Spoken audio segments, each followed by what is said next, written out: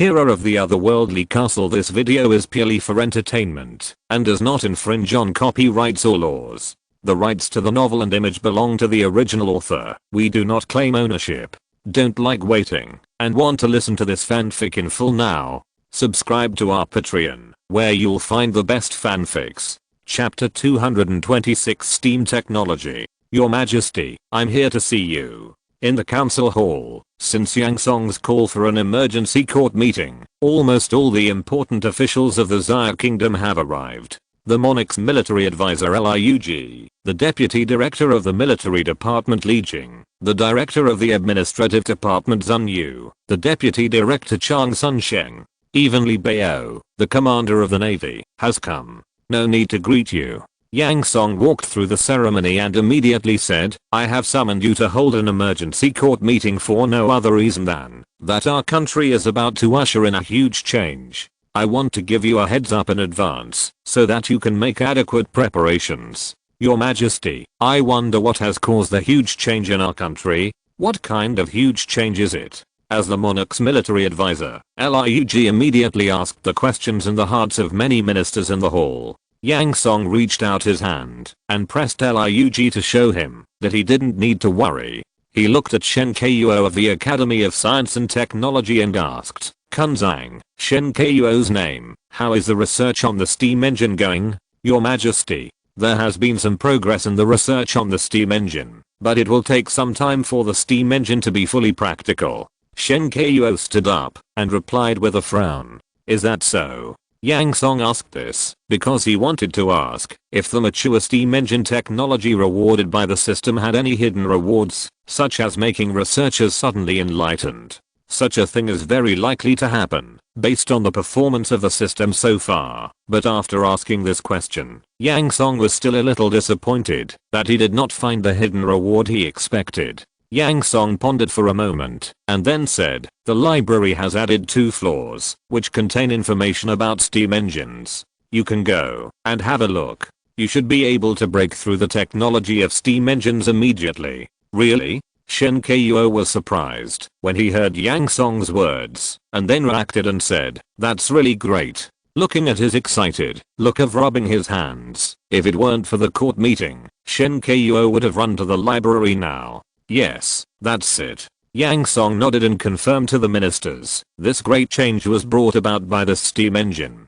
Kunzang, tell everyone about the role of the steam engine. Yes, Your Majesty. Shen Kuo first bowed to Yang Song and said yes, then turned around and said, everyone, there are many roles of steam engines that I can think of, such as using it for mining, steel making, spinning, and weaving, and the output is estimated to increase by at least several times. Shen Kuo has been studying steam engines for so long and still has a lot of experience in its application, but he has not really seen a practical steam engine, so Shen Kuo's estimate is very conservative. Kunzang is right. Yang Song affirmed Shen Kuo's opinion. Although it was not very accurate, Yang Song did not know the specific number. But it is not only used for these purposes, but also for transportation. Yang Song added, with this machine, there is no need for slow horses, only fuel, and vehicles can run quickly on the road. And when used on warships, there is no need to consider the season or direction. As long as there is fuel, ships can sail quickly on the water at any time, which is much more convenient and faster than relying on sails. When saying this, Yang Song looked at Li Bao, obviously talking to him. In fact, Yang Song did not understand the specific details of this technology, but he knew how great this technology was for the change of society. It can be said to be a qualitative leap for the whole society. Just like the comparison between primitive society and agricultural society, there is a clear gap between agricultural society and industrial society. After Shen Kuo and Yang Song said this, people present, such as Lurk and Li Jing, had quickly understood and reflected. Your Majesty, if this is the case, then our country will really undergo a huge change. Lurk bowed to Yang Song solemnly and said, I suggest that our country should make a detailed and cautious plan for this machine. Well, I have already made a detailed plan for the use of the steam engine. You can take this plan back and take a look at it and then give your opinion at the next court meeting. I obey your command. After Liug received the order, he took the plan sent by the Jinaiwei and solemnly placed it on the table in front of him. After listening to the conversation between Yang Song and Liug, Li Jing asked, "Your Majesty, I wonder what changes will this steam engine bring to the military?" Yang Song thought about Li Jing's question and said, "The most direct change is that after the steam train is completed, it will only take 11 hours for Xianqi City to Shanhaiguan. This is not only for the military, but also for people's livelihood.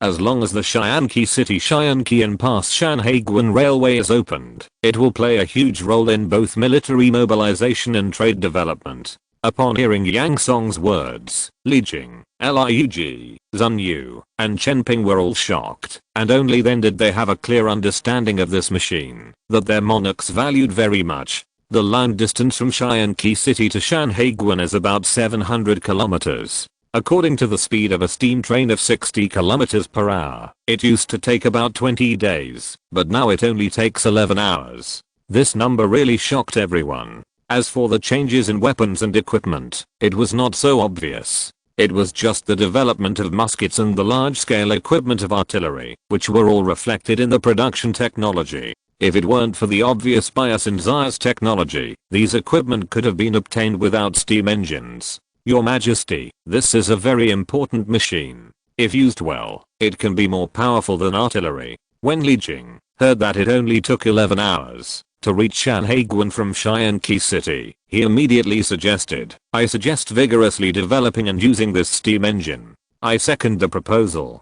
Zun Yu also suggested, "As long as we have the steam train vehicles that Your Majesty mentioned, the control of the coastal basin and the rule of more distant places will be more solid." After hearing the role of the train, Zun Yu immediately thought of the rule issue. "Your Majesty." Li Bao also stood up and clasped his fists and said, "I suggest building a warship driven by a steam engine." Although Li Bao didn't know how to operate a warship driven by a steam engine, as long as he didn't have to worry about the seasonal wind direction, he could already take a lot of risks. Then one by one, the ministers suggested using steam engines in their respective fields, and even Chen Ping, the intelligence officer, asked for the use of steam engines. After seeing that all the ministers knew the significance of the birth of the steam engine, Yang Song said solemnly, "Today I convened an emergency court meeting to tell you that you must be aware of the future of Zaya State. We will obey your orders." The ministers said in unison. After discussing the changes in various industries brought about by this machine and the corresponding development issues, Yang Song dismissed the ministers, leaving only Shen Kuo and Liug. Yang Song personally took the two to the library next to the monarch's residence. He wanted to know what information this newly added two-story library had. Chapter 227 Technical Information. Arriving at the library, Yang Song was no longer surprised by the magic of the system when he saw the library suddenly increase by 2 floors. The library, which now has 12 floors, is the tallest building in Xianqi City. At first glance, it looks like a high tower. No, it is a high tower. After entering the door, Shen Kuo immediately apologized to Yang Song, and then he couldn't wait to go up to the top 2 floors. Yang Song followed slowly, watching Shen Kuo carefully reading the materials without disturbing him, and picked up a book on the bookshelf beside him. The big words "Basics of Thermodynamics" came into view. Before he even looked at the content, Yang Song knew that this was not his cup of tea. He put the book back on the bookshelf, and then took a quick look at the books on the bookshelf, such as Steam Dynamics, Introduction to Heat Transfer, etc., which made Yang Song dizzy. These scientific things are still a bit far from him. If he were asked to read military tactics, command science, leadership science, etc., Yang Song might be able to read them, but these, Your Majesty, this is really a treasure trove. Shen Kuo returned to the outside world from the pile of information for a long time. Seeing Yang Song sitting there flipping through books boredly, he didn't care about anything else, and walked up to him with a few rolls of drawings with excitement. "Oh, really?" Yang Song closed the book and asked excitedly, "What good things did Kanzan find?" "Your Majesty, this is the steam engine design drawing I found upstairs." Shen Kuo was very excited holding the drawings and said happily, "With these drawings, I can build a steam engine in a few days." "That's great." Yang Song was also very happy to hear that a steam engine would be available in a few days, and then asked, how is the output? The reason why Yang Song asked this question was because such a thing had happened before. In fact, the development of the musket was not unsuccessful. At that time, Shen Kuo spent a lot of time from the research institute to build a musket by hand. After the test firing was successful, he hurried to Yang Song to ask for credit. Yang Song was also very excited at the time. The successful development of the musket, or more precisely, the muzzle-loading smoothbore flintlock musket, represented that the army of the Xia Kingdom had fully entered the era of hot weapons. When Yang Song asked about the production, Shen Kuo's expression at the time was so wonderful. But Shen Kuo couldn't deceive the emperor, so he had to answer honestly. When Yang Song heard that it would take half a month to produce, he was speechless and had to ask the reason. In the end, it was learned that the difficulty was still the finished product of the barrel. It took repeated training and polishing to make a qualified barrel by hand. Because the production of handmade flintlock muskets was so low that it was touching, it took half a month to produce a flintlock musket, and this was only in the hands of the latest craftsmen. You must know that the development of the Xia Kingdom has only been more than 6 years. If you have that spare time, you might as well produce 2 more artillery. In addition, the current Xia Kingdom does not have the necessary requirements for the replacement of weapons, so Yang Song also ordered to suspend the production of fire guns and wait for the technology to improve in the future. Therefore, the musket developed by Shen Kuo and the arsenal became Yang Song's personal collection. If it weren't for the fact that Xiago didn't have so many blacksmiths, the population was insufficient, and the talent was even more insufficient, Yang Song would have ordered a comprehensive replacement of firearms. For example, Xiago didn't have instruments such as cameras either. The main reason was that Xiago had existed for too short a time, and there was a serious shortage of talent and technical reserves, especially talent. Even the factories owned by Xiago now, except for some hydraulic machinery, are actually workshop handicrafts. They should be called workshops instead of factories. There is only one word difference, but the gap between the two is huge. Therefore, now that there is a steam engine, Yang Song also hopes that this machine is not just a model like a musket. Your Majesty, I have carefully read the drawings. With the current technology of our country, we can first manufacture a few prototypes, and then manufacture a steam engine production line, so that this steam engine can be produced continuously. Shen Kuo immediately promised when he heard Yang Song's inquiry. He didn't want to make Yang Song happy in vain like last time. That's good. Yang Song heaved a sigh of relief after hearing Shen Kuo's answer, and then asked, how long will it take to manufacture the steam engine production line? Your Majesty, I have found the design drawings of the steam engine production line upstairs. As long as we follow the drawings, it won't take long. Shen Kuo was full of confidence in Yang Song's question. He decided that, even if he had to polish it by hand, he would polish out this production line. Yang Song was completely relieved now, and nodded with a gratified smile on his face. Very good, Cunning. Please build this production line during this period of time. Yes, I obey your order. Shen Kuo took the order and promised, I will definitely build the steam engine production line in the shortest time. Your Majesty, I have a few questions for Dean Shen. Liug asked Yang Song at this time. Yang Song looked up at Liug who was standing behind him and nodded, saying, Bo Wen, just ask whatever you want to ask. Yes. Liug bowed and said, President Shen, with the steam engine, can we now build the train that your Majesty mentioned? Shen Kuo shook his head bluntly. No, I just saw the design drawings of the steam locomotive.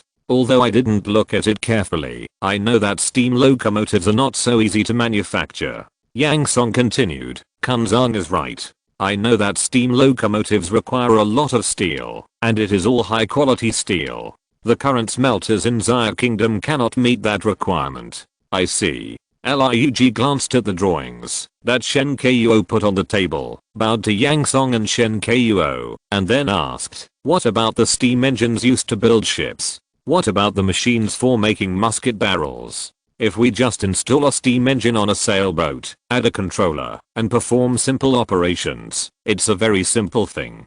Facing Liug's continuous questioning, Shen Kuo pondered for a moment and replied, but such a ship may be useless. A small ship cannot fit it, and a large ship does not have enough power. Only a steam power system designed for the ship can be used. As for the machine for making musket barrels, Shen Kuo pondered for a long time before replying uncertainly, it's difficult for me to answer such a machine design now. I can only give you an accurate answer after I study it. Liug nodded, indicating that he knew it, and then lowered his head to start thinking. Yang Song admired Shen Kuo's rigorous attitude very much. He is indeed a scientist and scholar. Yang Song got a message from the conversation just now. He asked with great concern, Kunzang, are there design drawings of steam locomotives upstairs? Yes, Your Majesty, there are many design drawings upstairs, all kinds of them. I was only looking for the steam engine drawings at that time, and I didn't look at the other drawings carefully. Shen Kuo thought about the many drawings stored upstairs, and he couldn't wait to see what kind of design drawings there were upstairs. Hearing Shen Kuo's answer, even Yang Song had this feeling, and immediately said, let's go upstairs to take a look. Chapter 228 The Steam Age. The 12th floor of the library is also the highest floor, and the layout is not much different from the downstairs. Yang Song watched Shen Kuo rummaging through various drawings on this floor again. He did not disturb Shen Kuo, and also looked around the bookshelf. Design of steam engine power system 400-ton ships. Design of steam engine powered industrial lathe. Design of 1000-ton hydraulic press. Design of practical rail-wheeled steam powered traction locomotive. Looking at these names, Yang Song finally found the invisible reward of the system, which is these various design drawings, all of which are very practical and can be used directly. Yang Song looked around. Although these drawings do not cover a wide range, they are all important representative machines in various fields. Yang Song looked at these drawings thoughtfully. It seems that the system is going to help Xiaguo accelerate its industrialization. You know, a machine cannot be designed perfectly at the beginning. From the initial prototype to the final maturity, it requires a lot of trial and error. The system now directly gives so many drawings. Although it is a kind of suppression of Xiaguo's R&D capabilities, it saves a lot of time, the time of industrialization. All that is left is to digest these drawings and turn various machines from drawings into physical objects, and Xiaguo's productivity will be qualitatively improved. On the other hand, the rewards of various technical materials of the system actually have a very strong suppression on Xiaguo's training of various research talents, unless all knowledge in the future depends on the system. Because in the process of trial and error in research, researchers can summarize a lot of practical experience, and various errors will be avoided in future research, which has a very big effect on the training of researchers. But now that we have these drawings directly, although it saves time, it is fatal to Xiaguo's future. Since Yang Song has a clear understanding of this aspect, it is not impossible to reduce the damage, and he also knows a way to avoid the damage, that is, to use time to polish and precipitate. On the premise of having enough theoretical knowledge, as long as these technical materials are fully digested, after 1 or 2 generations of precipitation, this welfare trap can be completely eliminated. Fortunately, the knowledge and technology of the knowledge steam age are not many. If it is the future electrification age, atomic energy age, and information age, such forcing the growth of seedlings cannot be completely eliminated. Your Majesty, although these drawings are good, I suggest that they can only be used as references, and not all of them can be used directly. Shen Kuo quickly browsed through them, and gave Yang Song a somewhat worried suggestion. I'm worried that, if our country directly uses all of these drawings, there will be some adverse effects, and the design parameters in these drawings may not meet our country's needs. Yang Song heard Shen Kuo's suggestion, and knew that the other party had also noticed these problems. He smiled and said, what Kunzang said is very true. Don't worry. Regarding these machines, take your time. I'm not in a hurry. Now that Xia State has no external threats, all it needs to do is to develop with peace of mind. Anyway, time is on Xia State's side now. In a few years, Xia State will become an industrial country. When facing the land outside the Great Wall, Xia State will not be afraid, even if it is a 1,000,000-strong army. Yang Song has enough confidence to make Zaya State strong, and the task of dominating one side is still there. Suddenly, Yang Song found a name that interested him very much in the corner of the bookshelf. Design of breech-loading rifled flintlock gun. Breech-loading? Rifled? Or flintlock gun? Seeing this name, Yang Song was confused. In his impression, aren't all flintlock rifles front-loading? How can there be a rear-loading flintlock rifle? As for whether there are rifling, it is beyond his thinking. Then he actually saw another name next to it, front-loading smoothbore flintlock rifle design, which is consistent with Yang Song's impression of the description of flintlock rifles. But how can there be two design drawings of rifles? The question that followed immediately came to Yang Song's mind. He called Shen Kuo to take a look and asked, "Kunzang, can you see the difference between the two musket drawings? What are their respective shortcomings?" After Shen Kuo finished reading the design drawings of the two muskets, he pondered for a while and reported to Yang Song, "Your Majesty,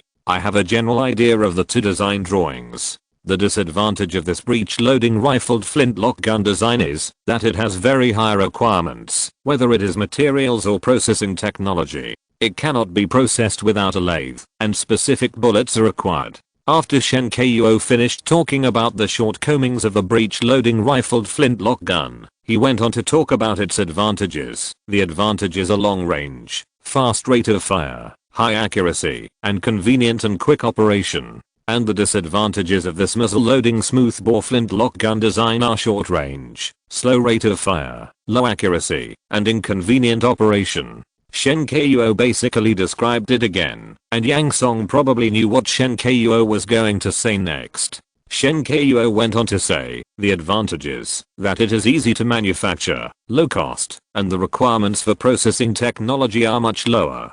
Shen Kuo has researched and developed the musket from beginning to end, and he knows every aspect of the musket very well. Therefore, he only looked at the two drawings once, and had a good understanding of them. After listening to Shen Kuo's introduction, Yang Song knew that the two weapons had their own advantages and disadvantages, basically two directions and two choices. Yang Song knew that the breech-loading rifle was the choice of the future, but now the system provided him with two choices, probably telling Yang Song that he could use whichever weapon he wanted. If Yang Song had to choose now, Yang Song would definitely choose the muzzle-loading smoothbore flintlock, because now Zaya State has few rivals in the surrounding areas just using cold weapons, not to mention using muskets, which is completely bullying. It was also because there was no urgent need that Yang Song, after understanding the advantages and disadvantages of the two types of muskets, said to Shen Kuo, "Let's build the steam engine first."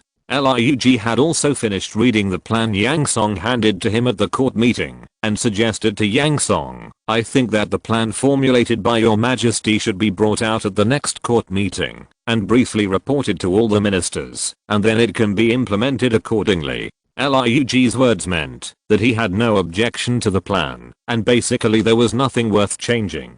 After all, this was a plan that Yang Song had revised and formulated over a long period of time, and any major loopholes would be too unreasonable. However, if it is fully implemented according to this plan, the population required is very large. Even if it is 2 or 3 million people, I estimate that it is not enough. Lurk finally raised a point that needed attention. Yang Song nodded and said, "I know. I also know that the cost of executing this plan is very high. Now the annual steel production in the country is only 1,000 tons, but if this plan is fully implemented, the steel production must be at least 100,000 tons. The demand for steel in the industrial age is very high, and all kinds of machines are made of steel. And to have so much steel, it is necessary to increase the mining of minerals, not only iron ore, but also coal as fuel. The so-called domino effect affects the whole body, and all the growth can transform Xiago into an industrial country, although it is an industrial country in the steam age. But such a nationwide reform cannot be completed overnight. Even with the various conveniences provided by the system, it still takes a certain amount of time, and this time is calculated in years. Chapter 229 Pre-Industrial Period. At the end of the 7th year of Xianqi, it had been nearly half a year since the steam engine technology was acquired. The chaotic battles in the territory outside Shanhaiguan had begun to bear fruit, and domestic steam engines had been manufactured. On November 30th, the ministers, led by Yang Song, visited the opening ceremony of the first steam engine. Looking at the smoke-emitting machine, it rumbled and ran quickly, and took a pump next to it to draw water from the river and flow it to the ditch on the other side. Under the leadership of Yang Song, the applause was thunderous, welcoming the Xia Kingdom to enter the steam age. After nearly half a year of preparation, the preparations for various management aspects have been completed. For example, the Agricultural Bureau needs to increase the planting area of cotton and linen in Xia Kingdom, and increase the number of wool-producing livestock such as sheep, in order to meet the future demand for raw materials in textile factories. Another example is the use of violent mineral mining, using explosives to blast the veins and increase the output of various minerals, the most important of which are iron ore and coal mines. In addition, Gihua City's foreign trade also uses minerals as the main imported commodity, and Yang Song even asked Nanshan territory to use minerals to pay off debts. Your Majesty, by the end of this year, the population of our country will exceed 1.5 million. The preliminary preparations for industrialization have been completed, and there are a lot of raw materials such as minerals, cotton, linen, and wool. Zhenyu watched the machine in front of him rumble under the burning of coal, and briefly reported to Yang Song about the preparations of the administrative office. Yang Song looked at the river water flowing continuously from the water pipe, nodded and said, "Very good. When are you? Oh, the most arduous task for this change of Xia country belongs to your administrative office. Remember that it's okay to come slowly, but don't make any mistakes.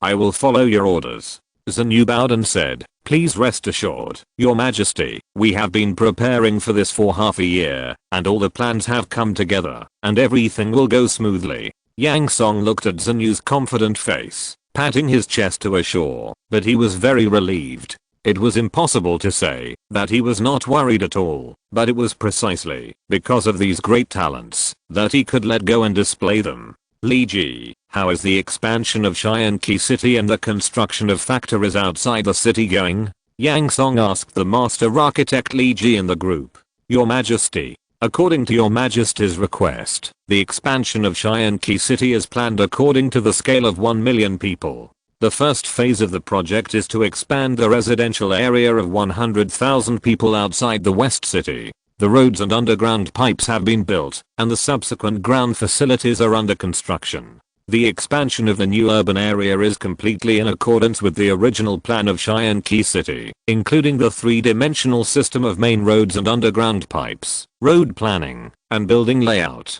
Seeing that Yang Song was quite satisfied, Li Ji continued to report, "The new textile factory is being built between Linkai Town and Xianqi City. It has been completed for the most part, and the rest of the factories are also being planned. Although Linkai Town belongs to Hunan County, it is only more than 20 kilometers away from Xianqi City." During the discussion between Yang Song and the ministers, it was decided to use a light factory to connect the two places, so that the people of Xianqi City and Linkai Town can provide labor for the factory. In fact, Yang Song encouraged the private sector to establish factories, but the private sector still had insufficient capital and could not grasp the new policies in time. Even with the low interest loans from the banks, not many people were willing to take out loans. Therefore, the government had to take the lead in establishing state-owned enterprises. The management of these state-owned enterprises was all carried out by Yang Song's Ministry of Internal Affairs.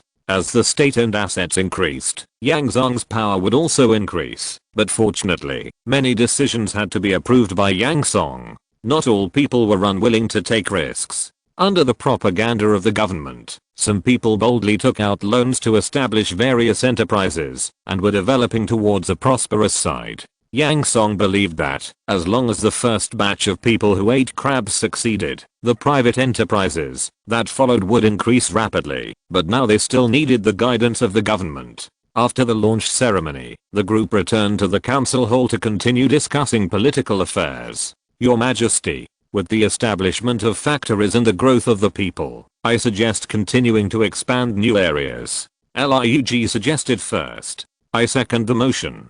Zhang continued, there are about 1 million people south of Qianqian Pass, and about 500,000 people in the Linhai Basin. The 4 counties in the Linhai Basin have reached the expected scale, and new land can continue to be developed. Yang Song thought about what the two said, nodded gently and agreed. The direction of our country's land development is still in the Linhai Basin. In this case, let's develop the Linhai Basin all at once. Then he asked Zhang Yu, how many more counties can be built in the Linhai Basin according to the scale of the 4 counties? Your Majesty, the area of the 4 counties is 50,000 square kilometers. According to this calculation, 3 more counties can be set up in the Linhai Basin. After Zhang Yu answered, he thought carefully about what Yang Song said, and said with embarrassment, if so many residential areas are built in an all-round way, the existing construction engineering companies in Xia State will not be enough. Yang Song secretly calculated that the 4 territories now have a population of 500,000.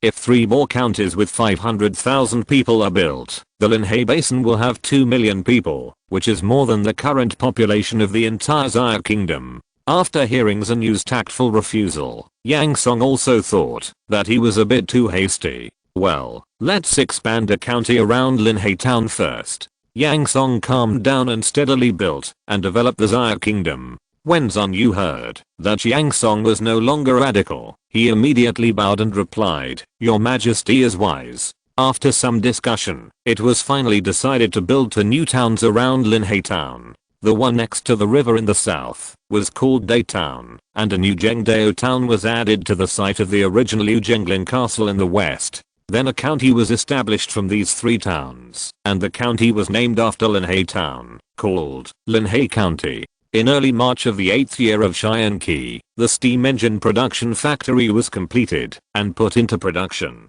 At present, there are only 2 types of steam engines that can be produced. One is a steam engine that provides power for industries such as mining, agriculture, and construction. The other is a steam engine used as a power source for various factories. The first batch of steam engines are mostly the first type of steam engines, and the second batch is the second type of steam engines. After all, the supply of raw materials is very important. The next month, the machine production factory was established and put into production.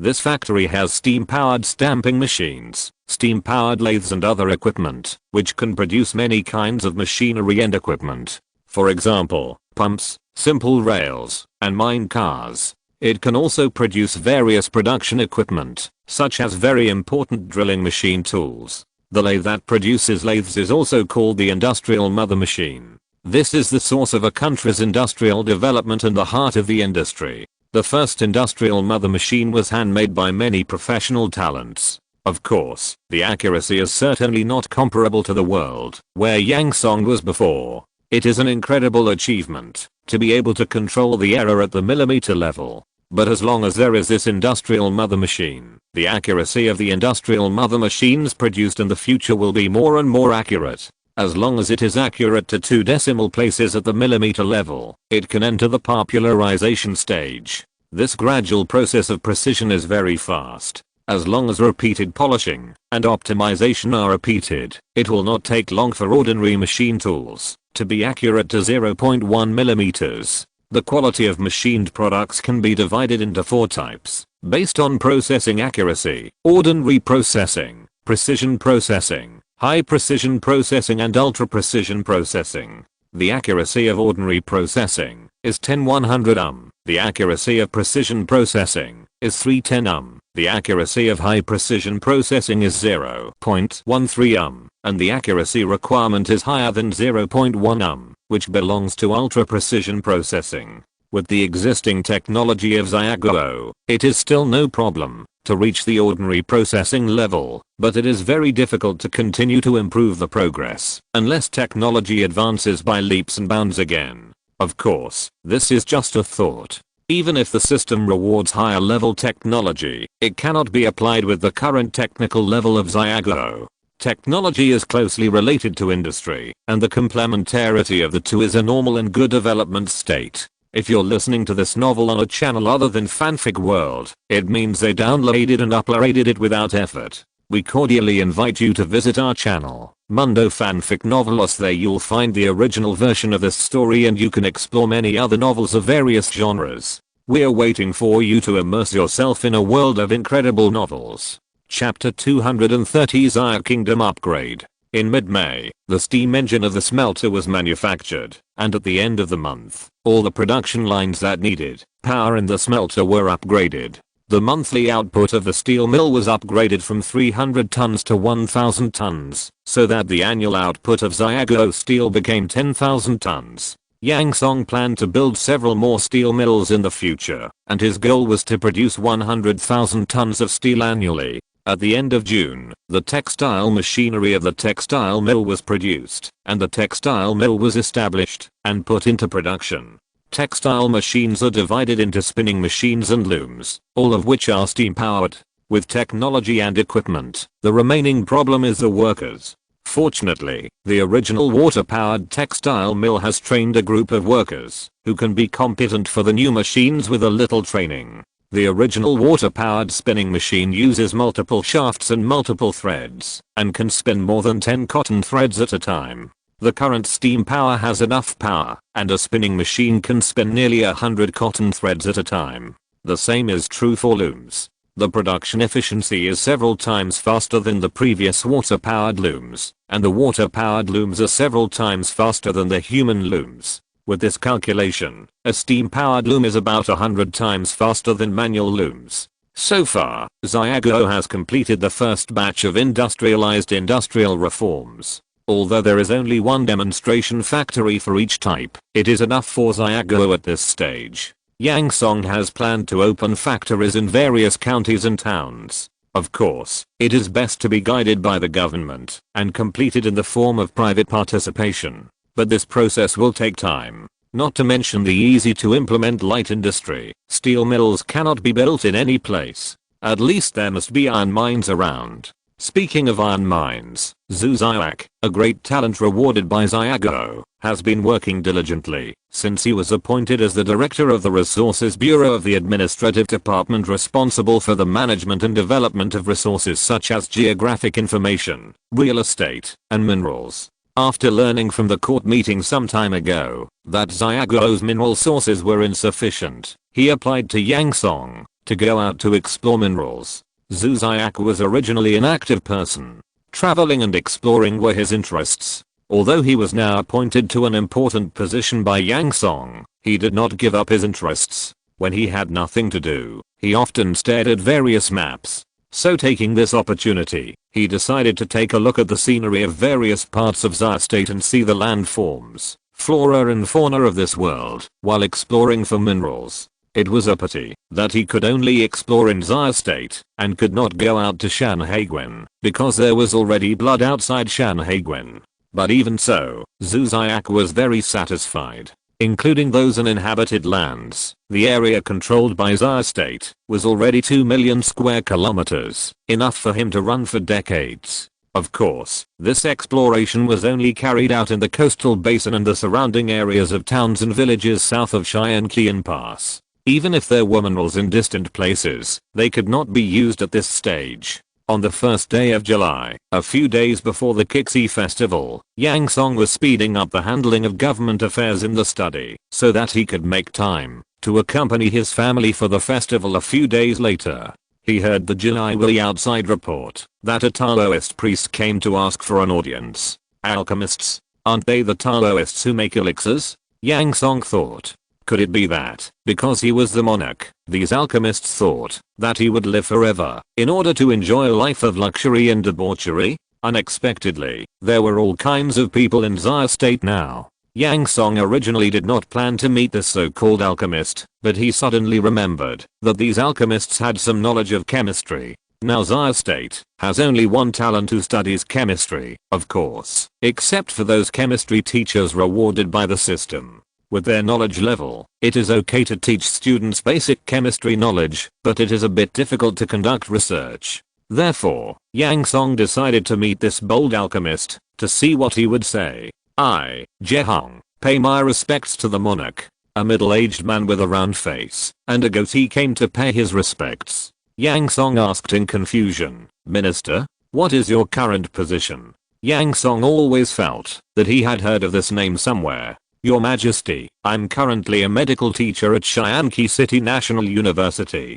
Jehang answered Yang Song's question truthfully. If you are a teacher, why do you call yourself an alchemist? When Yang Song heard that the person in front of him was one of the 5,000 talents rewarded by the system, his tone eased, but he also had new questions. Jehang touched his beard and explained, Your Majesty, in addition to being a medical teacher, I'm also a Taoist priest. I call myself Baopuzi. Haha, as the saying goes, Taoism and medicine are inseparable. I sometimes study alchemy. Baopuzi. When Yang Song heard this name, a flash of lightning suddenly flashed through his brain. When he looked at the system again, he immediately understood who this person was. Jehang, whose courtesy name was Zichun, called himself Baopuzi. He was a famous medical scientist, alchemist, and chemist in the Eastern Jin dynasty. Jehang was a famous doctor in the Eastern Jin dynasty of China and a mediator of preventive medicine. He wrote Zuo Haofang, which was the first book to record the symptoms and treatment of some infectious diseases such as smallpox and scrub typhus. The Sky is Full of Spots is the earliest record of smallpox in the world. He also had a lot of experience in alchemy. The Book of Alchemy Baopuzi in a chapter specifically describes the knowledge of chemistry in many aspects such as refining gold and silver elixirs, and also introduces many material properties and material changes. For example, cinnabar is burned to become mercury, and then it turns back to cinnabar, which means that heating red mercuric sulfide, cinnabar, decomposes mercury, and mercury plus sulfur can generate black mercuric sulfide, which then turns into red mercuric sulfide. It describes the reversibility of chemical reactions. Another example is coating iron with cinnabar. The iron turns red like copper, which describes the reaction of iron replacing copper, and so on. His main work Baopuzi is famous at home and abroad. After reading the systematic character profile, he finally understood that this person was also a great talent, but compared with the other few people, the conspicuous aspects did not quite conform to the national conditions of the Xia Kingdom. What alchemy, the Xia Kingdom did not need at all. In addition, he was not as famous as Li Shizhen in the field of medicine, so Yang Song did not notice him. After all, there were 5,000 people, and Yang Song could not read everyone's resume one by one. As for chemistry, it was very conspicuous, but the chemistry of this era was only in its infancy, and even the periodic table had not appeared. What outstanding achievements could there be? Then what is the important matter that you came to see me today? Yang Song finally asked the key point. Your Majesty, I came to see you this time because I made an important discovery when I was studying in the library. I found that everything in the world is composed of tiny element. Jehang said and repeated the concept of element. Finally, he concluded, I call this theory alchemy element theory. Alchemy? Isn't this chemistry? Yang Song thought to himself. Anyway, there is no concept of chemistry in this world, so it's okay to be named alchemy. Theory of element in alchemy. Well, isn't this the theory of chemical element? The only thing missing is the periodic table. Yang Song still had some memory of the famous periodic table, so he told Jehang all the knowledge in his head. Jehang listened to Yang Song's explanation of the little chemical knowledge while taking notes seriously. Finally, after Yang Song finished his few dry goods, Jehang said excitedly, Your Majesty is really a scholar. Hearing Jehang's heartfelt praise, Yang Song's old face couldn't help but blush. If his little chemical knowledge can be regarded as a scholar, how can those giants live in the past? Finally, after the two finished their discussion, Yang Song reappointed Jehang as a researcher at the institute, specializing in chemistry. No, now he should be responsible for the research of alchemy. It would be even better if they could research out that TNT. Even if they can't, it would be good to research out some chemical drugs. Although Chinese medicine is also a very advanced and practical subject, it is not as direct and fast as chemical agents. Now with Jehang's participation, Xia's chemistry has taken off and is accelerating its pace to allow Xia to enter the next stage. Chapter 231, Enfeoffment System.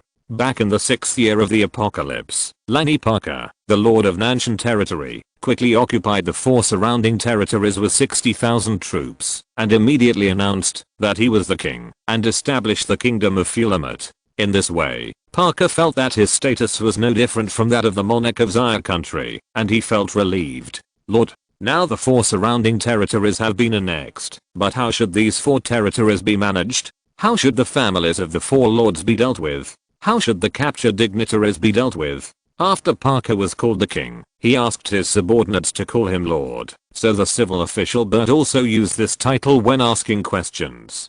Parker replied as a matter of course, don't we have the county system of Zyre? Just follow it. Establish 4 counties, appoint county lords, and select 4 talented noble sons to be county lords. As for those lords, ask if there are any who are willing to be loyal to this monarch. If they are not willing, confiscate all their property and let them go.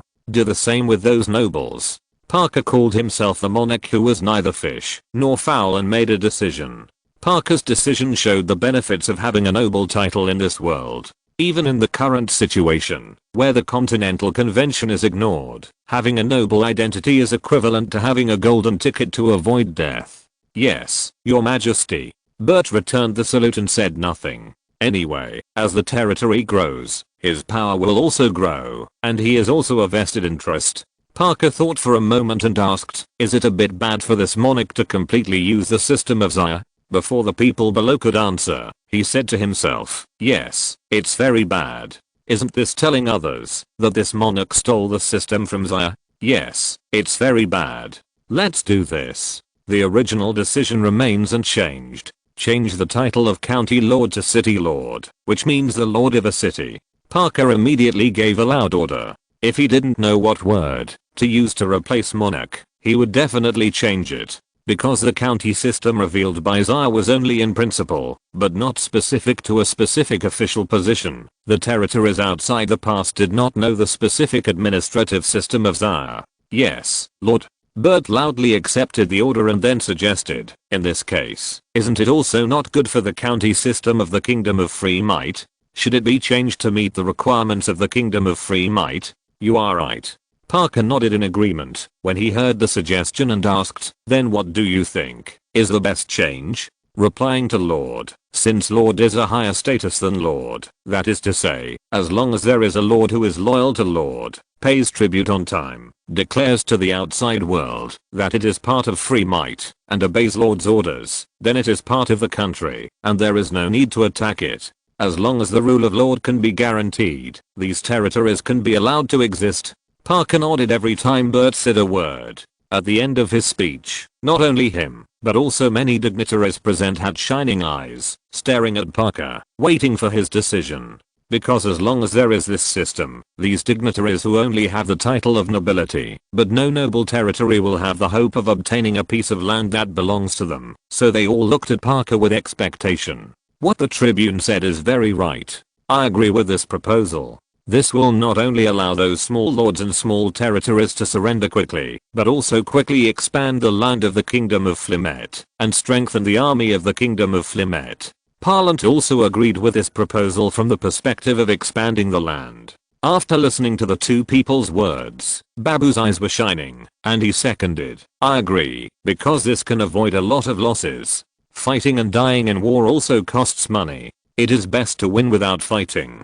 Then other dignitaries also spoke up to agree with Bert's proposal, explaining the benefits of this proposal from all aspects. You all said so, then let's do it. Parker saw that so many people agreed with this proposal, so he agreed. But tell this proposal to the four lords and ask them if they are willing to be loyal to this monarch. If they are willing, let them go back to be lords. If they are not willing, confiscate their property and let them go. Parker said this, looking at the disappointed eyes of a large number of people below. He knew what these dignitaries were thinking. Let's put it this way. If they don't want to divide the territory into multiple parts according to villages and cities, as long as they have made contributions, this monarch will reward them. Parker didn't want to disappoint his subordinates and continued, even if they are willing, they must give up a part of the land to make up for the loss of this monarch. Thank you, my lord. I will be loyal to you. The dignitaries present finally heard what they wanted to hear, and one by one they expressed their loyalty. Parker narrowed his eyes and enjoyed the compliments of his subordinates. He waved his hand to stop everyone. He continued, "This monarch will not reward without merit. If these four lords are unwilling to be loyal to this monarch, then send someone to manage them. Send the castle lord. Don't worry, my lord, I will definitely capture a few more castles." This was the statement of Knight Commander Parlant. His words were also telling Parker that he, Parlant, had made great contributions. "Yes, please rest assured, your majesty, I will definitely manage the civilians of the kingdom of Philomet well." This is what Bert said, and he was also asking for credit for himself. "Your majesty, I will definitely find a way to repay the 10,000 gold coins I borrowed from the Zaya kingdom as soon as possible." Babu is the financial officer, and this is to remind Parker that if he wants to repay the loan, he still needs his help. Then many dignitaries expressed their opinions again, saying that they would definitely make more contributions while asking for credit for themselves. Seeing this scene, Parker was happy and a little fortunate. Parker was happy that all his subordinates were loyal to him and were serving him. He was fortunate that he had not had time to confer titles of nobility. Originally, after he became the king, he felt that his status was higher than that of the duke, and he was ready to confer titles on all his subordinates, from lords to viscounts, earls, etc., and officials without noble status would also be conferred barons, lords, etc. But now he is really fortunate that he did not do so, otherwise when he conferred so many titles, he would not know where to find so much land to reward his subordinates. After the discussion, Parker ordered Parlant, after these four territories are arranged, continue to launch the annexation war. Remember to inform the territories of this monarch's decision. "Yes, my lord, I obey your order." Parlant happily accepted the order. He really wanted to lead his troops to set off immediately so that he could obtain his own territory as soon as possible. When this news reached Yang Song's ears, his first reaction was, "Isn't this the feudal system? I didn't expect that a county system could evolve to this point." Although the feudal system is a backward system that is not conducive to central rule, it is also a system that involves many stakeholders and is easy to build, but not easy to abolish. But for this world, it is also a very big progress. Knowing the establishment of a subordinate relationship between the upper and lower levels has opened up a new idea. It is not known whether it is a good thing or a bad thing for Xiago. At least so far, it is still developing according to Xiago's plan. This may be a system that can only be established in accordance with the localized national conditions. Yang Song learned from Chen Ping that after Parker, the lord of Nanshan territory, captured 4 surrounding territories, he established the kingdom of Philomet and called himself this monarch and asked his subordinates to call him Lord Monarch. Although they were both monarchs of the same country, Yang Song really couldn't stand this inappropriate title, but he couldn't care less and could only shake his head helplessly. The monarch of a country can be called a monarch, a king, or an emperor according to the country's specifications, strength, and size of the territory. The vassal states are called monarchies, small countries are called kingdoms, and large and powerful countries are called empires. The monarch calls himself this monarch, or I. The king calls himself this king, or I. The emperor calls himself I. The ministers can respectfully call the monarch your majesty, the king day, king or your majesty, and the emperor your majesty. This is not absolute. Some monarchs of small countries also call themselves emperors to raise their own value, but no matter how they are called, the final competition is still the strength of the country. Chapter 230 till the battle begins. Outside Shanhaiguan, Dongbo territory, which is more than 500 kilometers away from Shanhaiguan, is owned by Earl Aubrey Baxter. In the castle hall in Dongbo City, piles of grease lamps illuminated the entire hall. Earl Aubrey Baxter listened to the report of his subordinates. "My lord, Nanshan territory has launched an annexation war and has occupied 4 surrounding baronies. This is also the second territory that ignores the Continental Convention." The report of his subordinates shocked Aubrey's spirit and asked, "Are there other territories in the surrounding area that have formed a punitive army?" "My lord, no. Even the people of the Garfield Chamber of Commerce no longer go out for activities." The subordinate reported truthfully. Aubrey was immediately excited and laughed happily. Ha ha ha. This lord has finally waited for this day, and I can finally take action. Then his face changed, and he gave a serious order. Order the Knight Commander to send troops immediately to launch a war of annexation. Occupy the 2 surrounding territories. Yes, I will pass the order now. This subordinate was Aubrey's confidant and his chief guard. The order was passed by the chief guard, which showed Aubrey's importance. After Aubrey got the county system from Xiagoo, he did not send troops to start a war immediately. He had no support and could only rely on himself, so Aubrey could not help but be cautious. Aubrey's territory is surrounded by the ocean to the east and mountains to the south. There are only other territories in the north and west. From a geographical point of view, his territory is unique. In geography, there is a saying of golden corner and silver edge, which means that a force is in a corner of the map, and only 1 or 2 directions face the enemy. Such a geographical location without worries is the best golden corner. The second is the forces that face enemies on 2 or 3 sides. There is also a side without other forces, but the geographical advantage is still a little worse than that of forces that face enemies in only 1 or 2 directions, the silver edge. The last is the forces that face enemies on all sides. They are surrounded, which is very dangerous. If the surrounding forces unite, then this force will have no way out. Dongbo territory is such a golden horn force, with mountains in the south and the ocean in the east. In addition to the territory of 100,000 square kilometers, a population of 700,000 to 800,000, and 50,000 elite troops, Dongbo City's inherent advantages are too great. Apart from the Xia Kingdom in the south, Nanshan territory is at most a silver edge, with a territory of more than 60,000 square kilometers, a population of more than 500,000, and a force of 60,000. The ratio of military to civilian has exceeded 10 to 1. If it were not for the support of the Xia Kingdom and the rapid occupation of the surrounding territories, Nanshan territory would have been dragged down by the huge army. After Parker established the Kingdom of Philomet, the land area reached 180,000 square kilometers, the population was more than 1 million, and the force was expanded to nearly 100,000, finally getting rid of the difficult situation. This is also because Parker has ambitions, otherwise he would not have expanded so many troops. On the other hand, it was caused by the inducement and guidance of the Xia Kingdom. This is the so-called difficulty in building embankments to block rivers, but it is easy to open the gates to release water. Even so, the 180,000 square kilometers of the Philomet Kingdom plus the 100,000 square kilometers of the Dongbo territory only account for 280,000 square kilometers of land, which is only 6% of the more than 5 million square kilometers north of the Linhai Mountains and south of the Barren River. In such a vast world, the 2 forces are just the pioneers of this era, and it is unknown how far they can go in the end. Aubrey issued an order to launch a war, and the Dongbo territory also started the war machine. It took less than a month to occupy the territories in the north and west.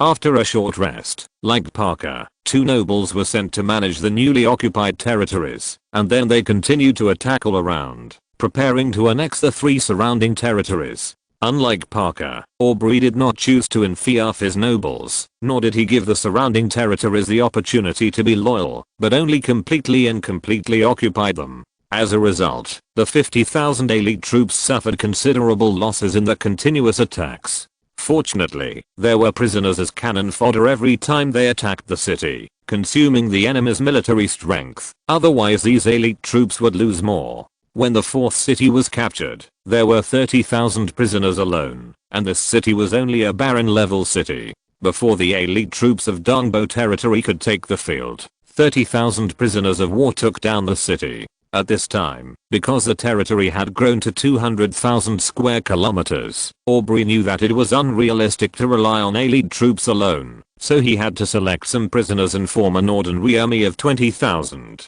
Aubrey moved forward step by step. After capturing 3 more territories, he had to take some time to digest it. After Parker implemented the noble feudal system, he had great stamina. The surrounding small territories could not defend their own territories, so they had to pledge allegiance to Parker to ensure their own power and wealth. Of course, some small territories united with each other and prepared to resist Parker's rule, but how many territories could be united at once? In the end, they could only end up with the city broken and imprisoned. Because the system of the Freemite Kingdom was friendly to the lords, seeing that Parker's power was growing, more and more lords were loyal to him. It was not until they encountered a force united by 3 viscounts in the north that the momentum of expansion stopped. At the same time, because of the increase in the land area, there were more and more adjacent territories. While expanding, they also had to prevent the rebound of these territories. So the Freemite Kingdom also stopped expanding and turned to digest and reward meritorious officials. So far, the territory of the Freemite Kingdom has more than 500,000 square kilometers, a population of more than 3 million, and an army of more than 200,000. Although most of them were mobs who surrendered, there were also 70,000 elite troops. In fact, one of the reasons why the Freemite Kingdom stopped expanding was that there was no food and grass, and the loan from the Zyre Kingdom had long been spent.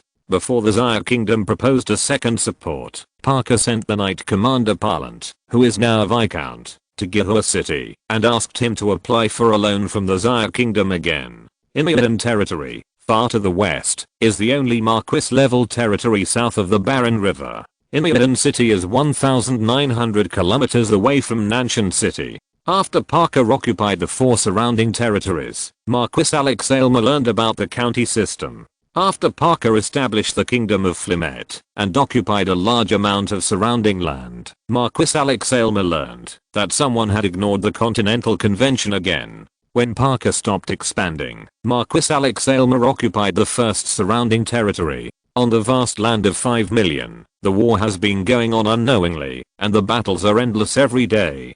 Today you annex me, tomorrow he annex you, and the day after tomorrow I will make a comeback. Such a chaotic situation made Yang Song and others dizzy, and they couldn't tell who would be the real winner in the end.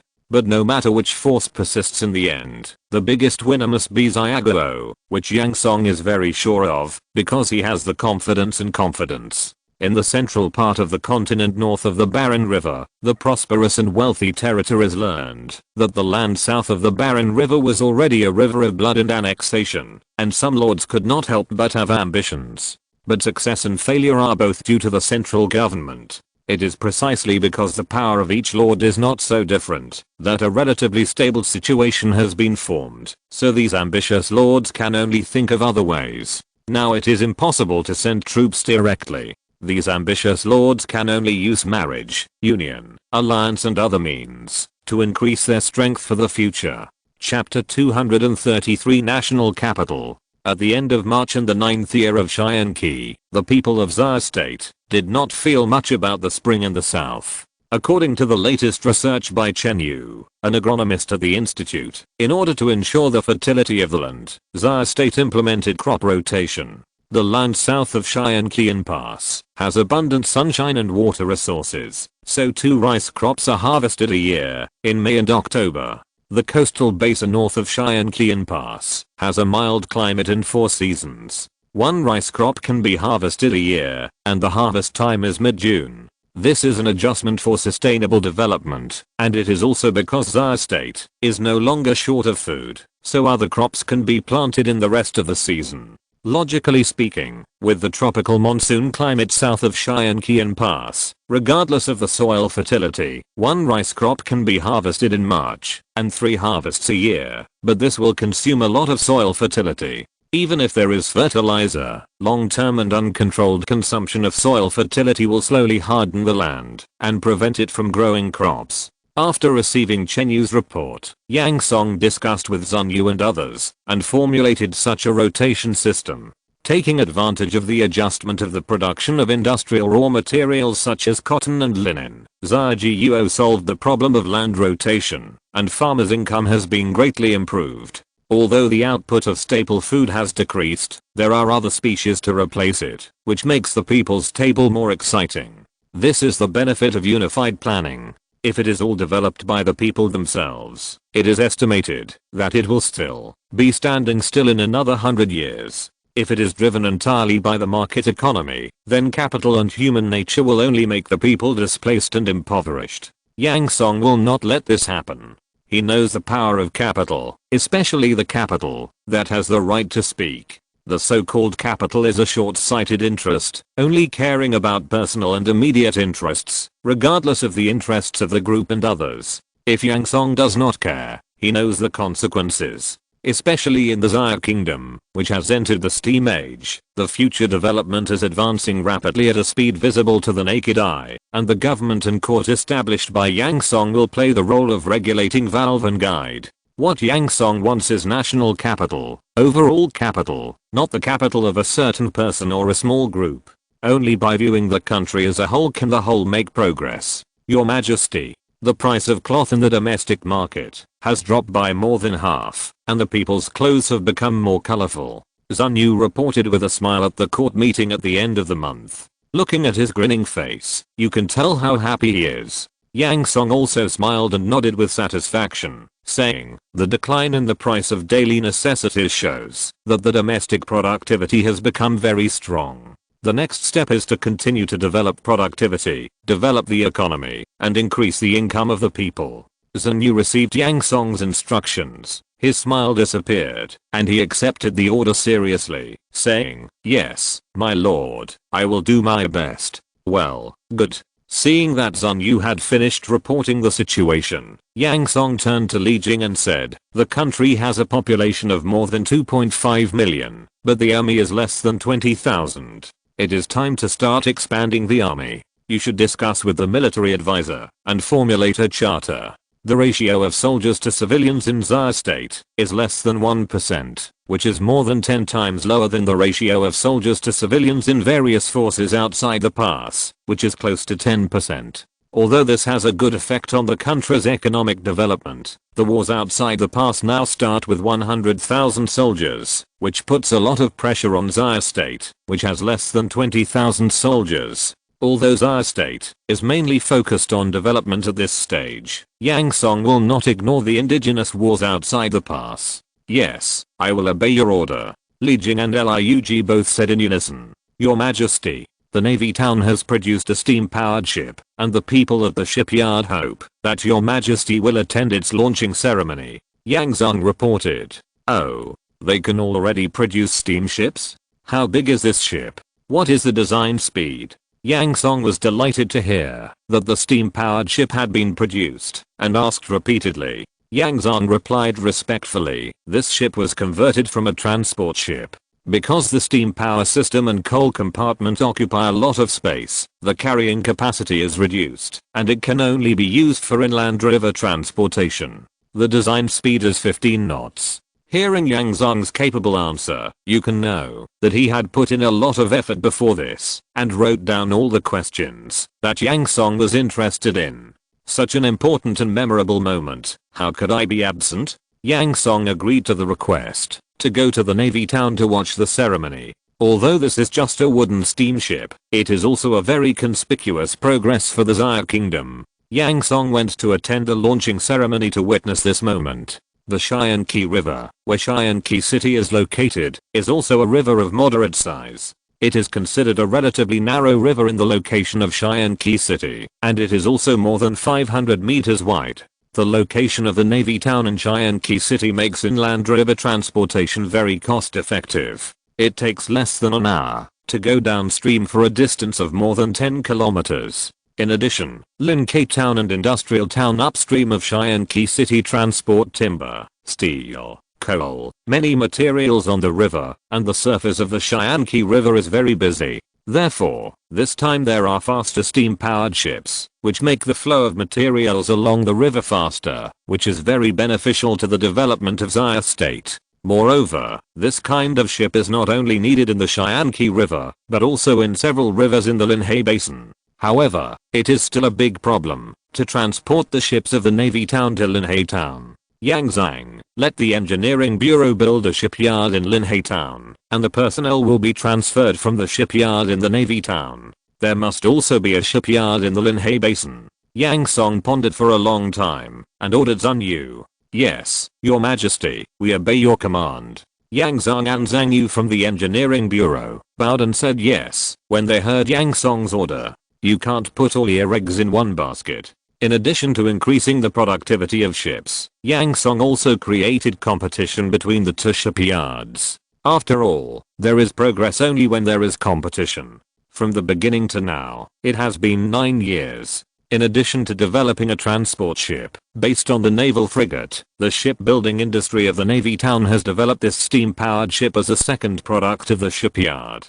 Although it is related to the overall productivity of Xia State and Yang Song's macro control, it is a bit unreasonable that there are only 2 outstanding achievements in so many years. Then other ministers reported some interim results and announced the end of the court. The next day, Yang Song boarded a passenger ship to the Navy town at the dock outside the North City to watch the launching ceremony of the steamship. In fact, the ship could have been launched a few days ago, but because Yang Song had to wait until after the Grand Court meeting, he had time, so the people in the shipyard waited until now for Yang Song, the monarch, to attend. It took less than an hour for Yang Song to arrive at the Navy town at the estuary along the Cheyenne River. Looking at the wooden boat still on the slipway in the shipyard, there was only a tall chimney, no sails, and no masts. Judging from the style, it should be a cargo ship. Let's get started. Yang Song heard Yang Zhang report to him that everything was ready, and Yang Song ordered a launching ceremony to begin. The king has ordered a launching ceremony to begin. Yang Zhang loudly announced the beginning of the launching ceremony. Accompanied by fireworks and ritual music, the water inlet of the dock was opened, and the water level of the dry dock rose rapidly, flooding over the hull, and slowly lifted up the steamship. Seeing that everything was going well, Yang Song smiled from the bottom of his heart, and took the lead in applauding. Chapter 234 Product Export. After launching, it is necessary to carry out outfitting, that is, to decorate the ship. Furniture and seats are all installed later. After installation, it is the sea trial to test whether the various systems and equipment of the ship are qualified, how fast it can run, how maneuverable it is, etc. After the sea trial is completely qualified, the ship is considered to be completed and can be delivered. The delivery company is the one responsible for overseas transportation. The name is East China Shipping Group. It is responsible for maritime transportation and part of the inland river transportation business. It is a state-owned enterprise, but it is estimated that it will take a month to fully deliver. If this ship is not the first steam-powered ship, it will take so long to debug repeatedly. If it is a sailing ship, the sea trial will not take a few days at all. This is not a high-tech ship, but a wooden steamship. It is a very cautious result to have such a long sea trial time. Yang Song visited the entire ceremony and returned to Cheyenne City by land that afternoon. It took more than an hour to walk by land, and I experienced the feeling of riding a horse for the first time in a long time. Your Majesty, because of the steam engine, the new textile factory has produced a large amount of cloth. It can no longer be sold domestically, and there is already a lot of cloth stored in the warehouse. After Yang Song rushed back to Cheyenne City from the Navy town, Lurk came to him immediately. Yang Song had just taken 2 sips of water from his teacup. Hearing Lurk's report, he frowned and said, "Can't we sell it at a lower price? The cloth produced by the new machine is very exquisite. Your Majesty, the current price is already the lowest price. If it weren't for small profits but quick turnover, this price would only be a loss." Lurk smiled bitterly and shook his head and said, "Besides, the domestic market is only so big, and it is now saturated." Yang Song thought about it and thought to himself that it was the same. In the past, the price of 1 meter of cloth was about 10 cents, but now it only costs 4 cents, which is already a very low price. The cost of the machine, the cost of labor, the cost of raw materials, the cost of management, the cost of storage and transportation. So many costs and such a low price are related to the terrifying production efficiency of the new machine. Compared with manual or water-powered looms, the cloth produced by the looms driven by steam engines has risen several levels in both quality and appearance. Good quality, low price, but still can't be sold. No wonder Lurk had to smile bitterly and come to Yang Song to discuss the problem. Zhajiuo has a population of more than 2 million, and it has started a textile factory in less than a year, which has saturated the market area of Zhajiuo. It can be seen how terrible the production efficiency of the machine is. But when Do you mean to sell outside the pass? Yang Song pointed to the north and asked Liug. Liug bowed and said, "Your Majesty is wise. This is what I mean." After Yang Song got Liug's affirmation, he asked puzzledly, "Aren't textiles on the sales list of Gihua City?" Gihua City's sales list is a list formulated to prevent some important equipment and strategically significant commodities of Zhao from being sold abroad. Only commodities on this list can appear in Gihua City, and those that are not on this list will not be sold regardless of size or value. Textiles are the first batch to appear on this list, so Yang Song has this question. "Your Majesty, it's not about whether to sell or not." Liug replied, "I suggest selling at a lower price to impact the textile market outside the Great Wall." Liug certainly knew that textiles could be sold, but today his suggestion was to use Zai's large amount of cheap and exquisite textiles to impact the textile industry outside the Great Wall. For issues like this involving strategy, it is necessary to report to Yang Song. "I see." Yang Song understood what Liug meant, but he still had a question. Isn't there a war outside the Great Wall for many years? Such an environment is not conducive to business. "Your Majesty, it is precisely because of the war outside the Great Wall that textiles are the best-selling products." Liug immediately explained. Because of the war, the people outside the Great Wall are living in poverty, and many industries have been hit, and the textile industry is one of them. In places where wars occur, the most popular products are weapons, followed by food and wine, followed by textiles, and finally other commodities. The army needs the most cloth for military uniforms, and it is also easy to lose. The demand from the people is also not small. If it is further north, the demand is even greater. In addition, the war made it impossible for civilians to engage in production with peace of mind, and the prices of cloth and grain remained high. This is why Liug suggested selling a large amount of cloth to impact the market outside the pass. In other words, the large-scale sales cannot be raised to higher price so that everyone outside the pass can afford it. Yang Song asked Liug as if to verify. "That's right, my lord. This will ensure that the cloth can be sold smoothly." Liug affirmed Yang Song's idea. But then Yang Song seemed to think of something and asked, "Besides iron ore, what else does our country buy from outside the pass?" Liug frowned and thought about this question and said, "Besides iron ore and other ores, there are only some handicrafts and some special spices." In order to obtain the ores needed by Zhao State merchants spent money like water, causing the price of ores outside the pass to increase several times, which made many lords who did not have iron mines in their territories very worried.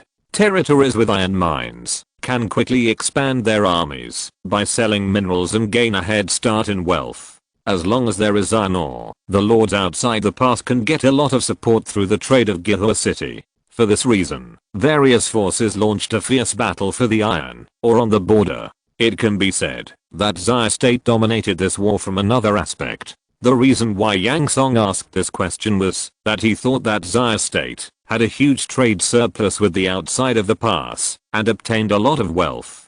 It was originally expected to spend 10 million gold coins to establish the credit of Zhao State's paper money. Now, not only has the credit been successfully established, but also Zhao State has earned a lot of gold coins. However, under such a large trade surplus, the wealth outside the pass was plundered in large quantities, which provided great help to the finances of Zhao State. Because there are really few products outside the pass that can make Zhao State merchants look at them, and finally they buy some strange things to satisfy the curiosity of the people of Zhao State.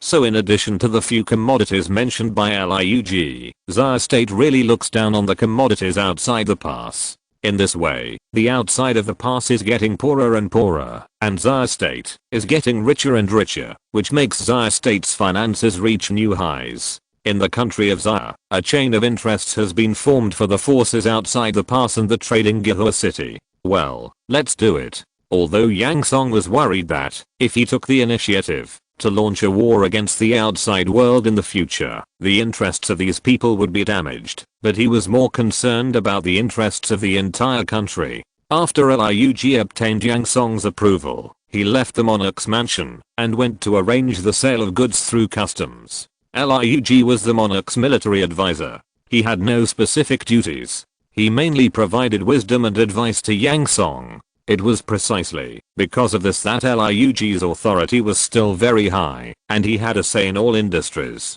Yang Song prevented things from happening, so Lurk only had the right to make suggestions, the right to know, and other powers, but no execution and management rights. In other words, Lurk's monarch's military advisor only had a high status and power, but it was not heavy. Because Lurk knew a lot of things, it was most suitable for him to make cross-departmental suggestions, which was why Lurk came to report. Chapter 235 Return to the Mall. Tom is the leader of a small caravan, and he is under the former Nanshan territory, the current treasurer of the kingdom of Philomet, Babu. When the Gahua city of Zaya kingdom just started trading, he was sent to gather intelligence. Although he did not achieve any great results as a half-baked intelligence officer, as a serious businessman, he earned a lot of profits for the caravan. As for the development of the caravan, Tom really has to thank the Gahua city of Zaya kingdom, because the goods he purchased from Gahua city are all in great demand in other cities, and even if the price is doubled, it is still in short supply. Tom just transported a batch of Zaya kingdom liquor to the earldom of a spin wall in the north. And when he returned to Gahua city, he saw a long queue at the city gate. He remembered that, when he came here last time, although he had to queue up, there were not so many people. He was still several hundred meters away from the city gate, but he also had to start queuing. Even the city gate next to it, which was specially provided for pedestrians to pass, had a long queue. He remembered that there was no queue at this city gate last time.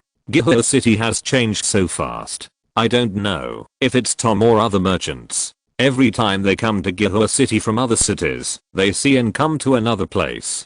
Gahua city has changed so much and so fast, that in just over a month, 2 more streets have been added to the planned city. This time, after Tom returned from the earldom of Aspinwall, which is nearly 2,000 kilometers away from here in the north, it took more than 130 days to go back and forth. In the past 6 months, when Tom came here again, this feeling was particularly obvious. Hello, why are there so many people here?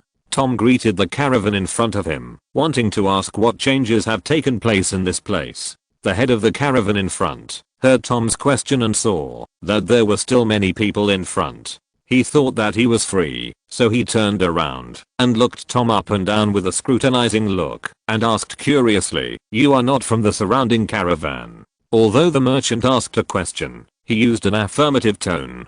Tom touched the back of his head and thought to himself, "Don't he look like a local?" He replied, "I'm from the caravan of Nanshan City. I just went on a long business trip and it's been more than half a year since I returned." As he spoke, he glanced at the city gate in the distance with a nostalgic look. No wonder. The merchant suddenly realized, raised his hand, touched the short beard under his chin, and continued, "In this day and age, brother, you actually go on a long journey for business. Either you are brave or your caravan is strong enough." As the merchant spoke, he looked behind Tom, looked at the more than 10 wildebeest carriages behind Tom, turned to look at Tom, and said in surprise, "You are really brave. You dare to go on a long journey for business with only a few cars. Aren't you afraid of being robbed halfway?" "It's not that I'm brave." Tom saw that this man was like a flood that had been opened, talking incessantly, and said helplessly, "At that time, we had several caravans that joined together to go there, not just my few people."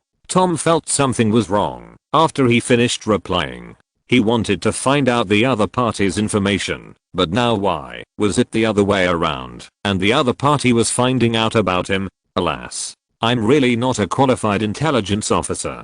Tom sighed in his heart, and then asked, "Brother, you haven't told me what's going on in this city? Why is it so lively here after not coming back for half a year? Oh, look at me, I can't stop talking." The businessman seemed to have reacted, and he rubbed his forehead, turned around and pointed at the gate of Gahua city, and replied, "This city is called Gahua city in Zaya state. It is a city built by Zaya state for foreign trade. Now the country of Philomet has been established for nearly a year. Not to mention that everyone in the continent knows about it, at least people in the south of the Barren River, as long as they are a little more informed, know what a country is, and what a territory is, and know that this is a concept that came from Zaya State. Not to mention that everyone can understand the difference between the two, but they also know that these are two concepts, and they also know that a country is a more powerful force than a territory. Therefore, there are countless countries of all sizes in the vast land south of the Barren River. Some countries were just established today, and they were destroyed not long after. Coming and going, fighting repeatedly, the battle was very lively. Tom followed the merchant's gaze, and looked in the direction of Gihua City. He retracted his gaze, nodded and said, I know this. Half a year ago, I bought a batch of wine from this city, and sold it to the north. Tom didn't like the name Gihua City, and didn't know what it meant, but he knew that it was the trade city of Zaya country, and it could bring him wealth. Wine.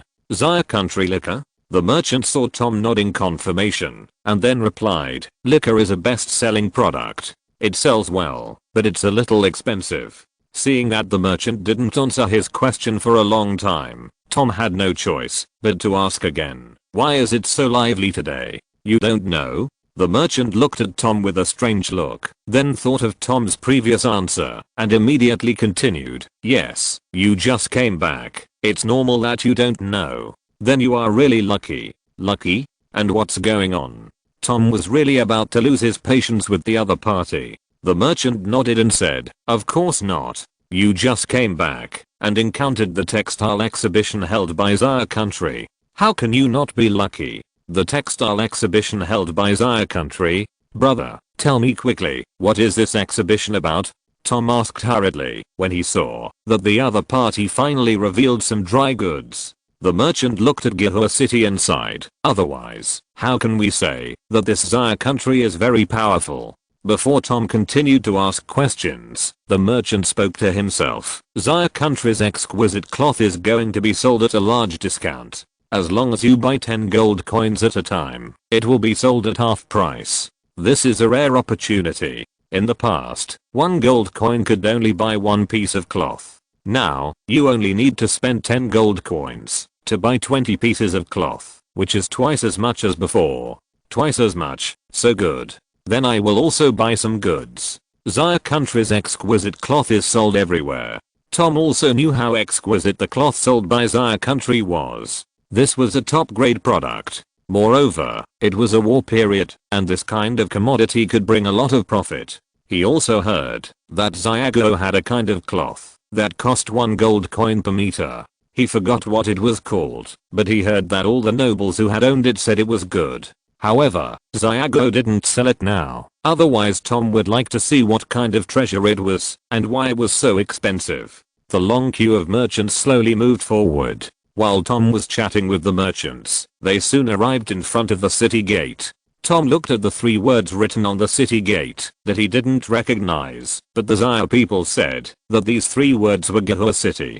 Brother, I'll go in first. I'm afraid if I go too late, I won't get the flowered cloth. The merchant turned around and greeted Tom, who was holding his head up, and then hurried into the city. He looked so anxious, as if he was really afraid that he couldn't buy the flowered cloth. After all the merchants' caravans entered the city, it was Tom's turn to start the entry inspection.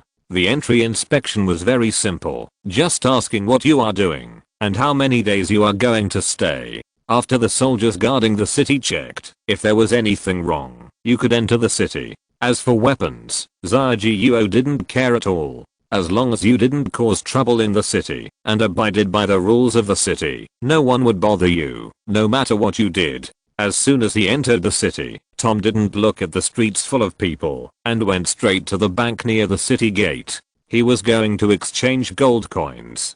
Tom knew that the shops in the city didn't accept gold coins, but only Xiaguo's banknotes. He didn't want to wait until he had negotiated a deal, and then when he paid, he only got gold coins that others didn't want. That would be embarrassing. Anyway, Xiaguo's banknotes can be exchanged back at the bank when leaving the city, but few people do this. Chapter 236. Paradise on Earth.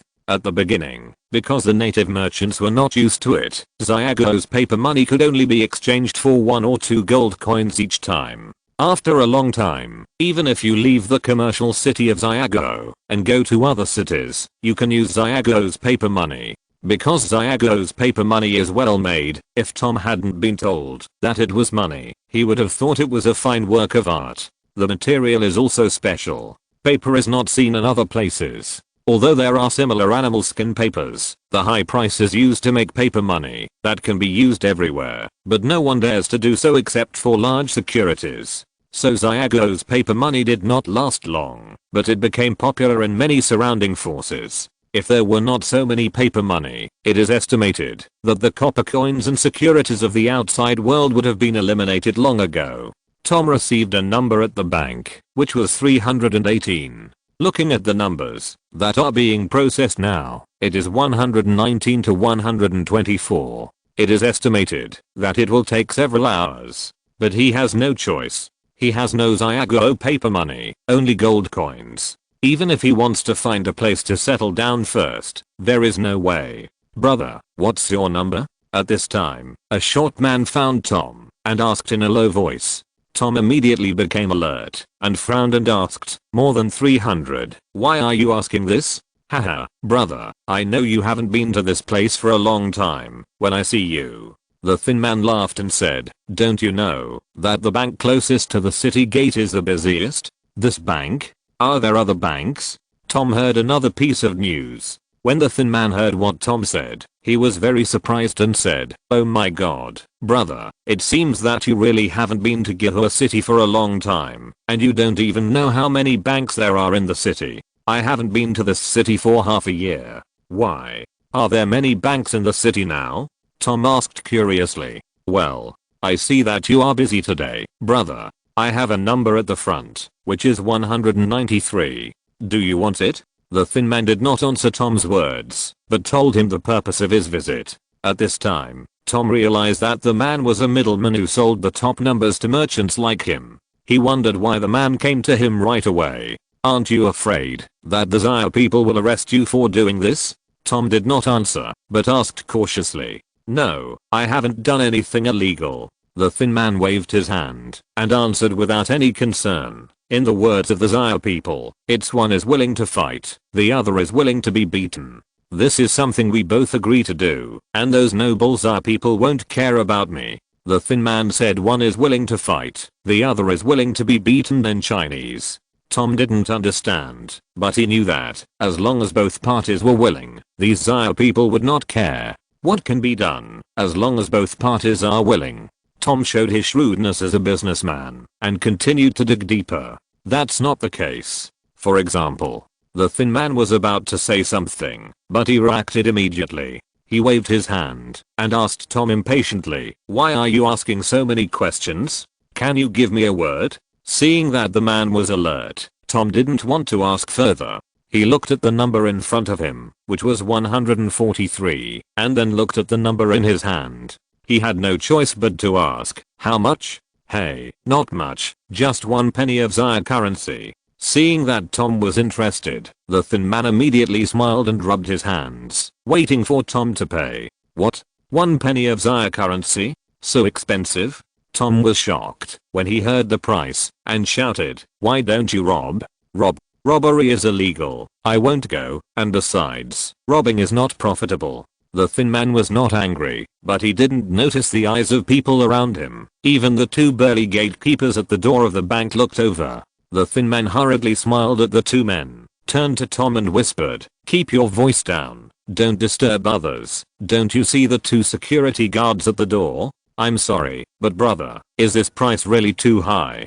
Seeing the unfriendly eyes around him, Tom consciously lowered his voice. High. Not high. Look at the prices in the city. 3 Xia coins for a white flower, and 1 Xia coin is only more than 30 full heads. The thin man looked at the number in Tom's hand, thought for a while and then said, give me your number, and I'll give you a 20% discount on this one. How about it? Tom heard the man's words, and looked at the number in his hand again. He finally knew where the number in this man's hand came from. Okay. Tom looked at the number on the counter and turned over 2 more. getting closer and closer to the number in the thin man's hand, and compromised. But I don't have Zaya country banknotes now. I can only give you money after I exchange it for Zaya coins. Do you think this is okay? Small matter. The thin man didn't care about these details at all and immediately exchanged the number in his hand with Tom's number. Not long after, it was Tom's turn. Tom went forward to handle the gold coin exchange business. This time he exchanged a total of 20 gold coins and received 40 taels of Zaya currency. Here you go.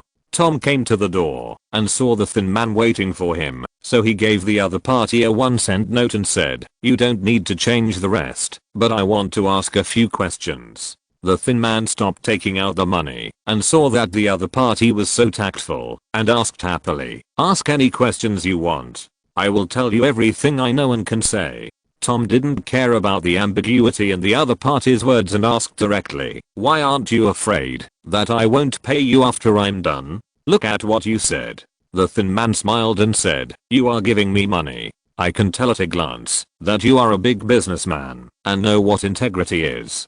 Besides, this is Gihua city of Zaya country, a trading city. Do you know how people outside call this place? What is it called?" Tom nodded in agreement with the man's words, but he didn't really notice the name of Gihua city outside. "What's it called?" "Of course it's paradise on earth." The thin man stretched out his hands, drew a big circle from the top of his head, and explained excitedly, "Do you know what paradise on earth is? It's a place that can only appear in dreams, just like the castle of the Mayan god. Clean streets, beautiful houses, comfortable houses, no hunger, no war, good food, warm clothes. Everyone is very polite. If you say this is not paradise, then where is paradise?"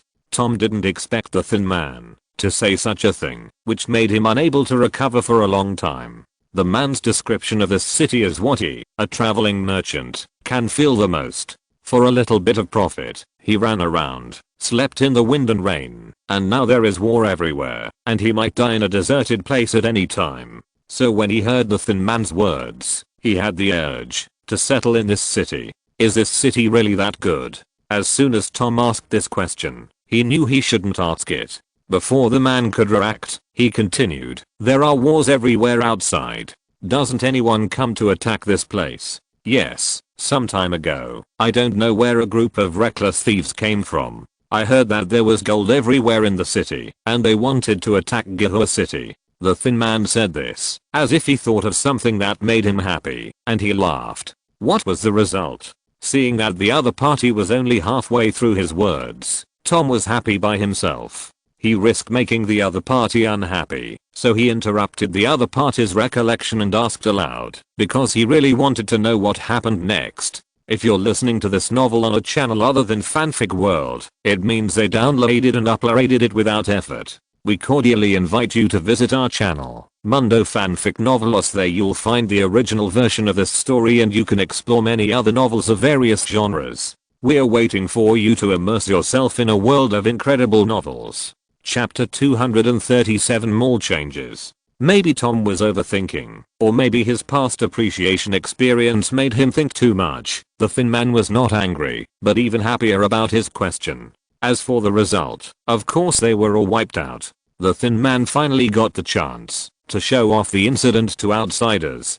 Tom was not surprised by the result. Not to mention that the fortress 10 kilometers away had a large number of Zaya country troops. The city itself had more than 1,000 guards. You don't seem surprised. The thin man looked at Tom curiously, thinking why this man didn't cooperate. He didn't know what to say next. Tom answered the man's question in a matter-of-fact tone. Isn't this city owned by Zaya? A little thief will definitely not be able to do anything to it. That's because you don't know how many thieves there are. The thin man didn't wait for Tom to respond. He stretched out his right hand, spread out his 5 fingers and compared, and said, "There are a full 5,000 people. I don't know where this group of people came from, and they dared to attack Gihua city. 5,000 people." Tom looked at the man's somewhat exaggerated expression, and was also very confused. "So many thieves. I'm afraid they are the private soldiers of some lord. I don't know about that." The thin man spread his hands and continued, "But no matter where they come from, in the end they will be turned into ashes." Tom nodded, thinking that although the number of thieves in this group of thieves was a bit large, it was nothing for Zaya. Didn't you see that the country of Philomet was so close to here, and it had an army of more than 100,000, and didn't dare to attack this city? In fact, Tom didn't know that his boss's boss, Monarch Parker, had thought about attacking this commercial city full of gold, but he still owed a big debt to Zaya. And Parker was able to conquer such a large piece of land in this war-torn place, and even established a country, all thanks to the support of Zaya. If he offended Zaya, attacking a small commercial city would be a small matter, but accepting the revenge of Zaya would be a big deal.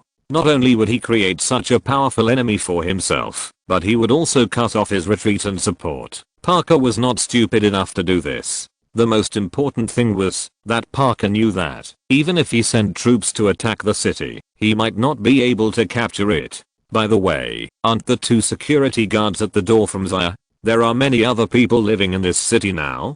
Tom looked at the 2 people at the door wearing exquisite black uniforms, and their strong bodies stood straight. After chatting for such a long time, the thin man really knew that the man in front of him had not been to this city for a long time. The man replied, "No, they moved here from other places. This city is not just the one street it was in the past. There are many other people living here. Can outsiders settle in the city of Zaya? What are the settlement conditions?"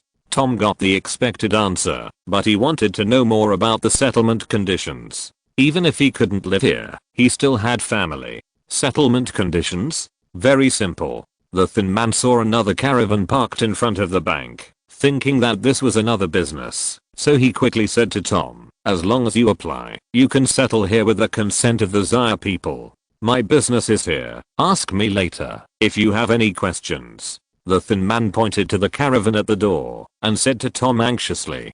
Tom also saw the caravan at the bank, thought about it, and didn't have any questions, so he immediately wanted to know and said to the man, "Okay, I don't have anything else to ask, so let's do it."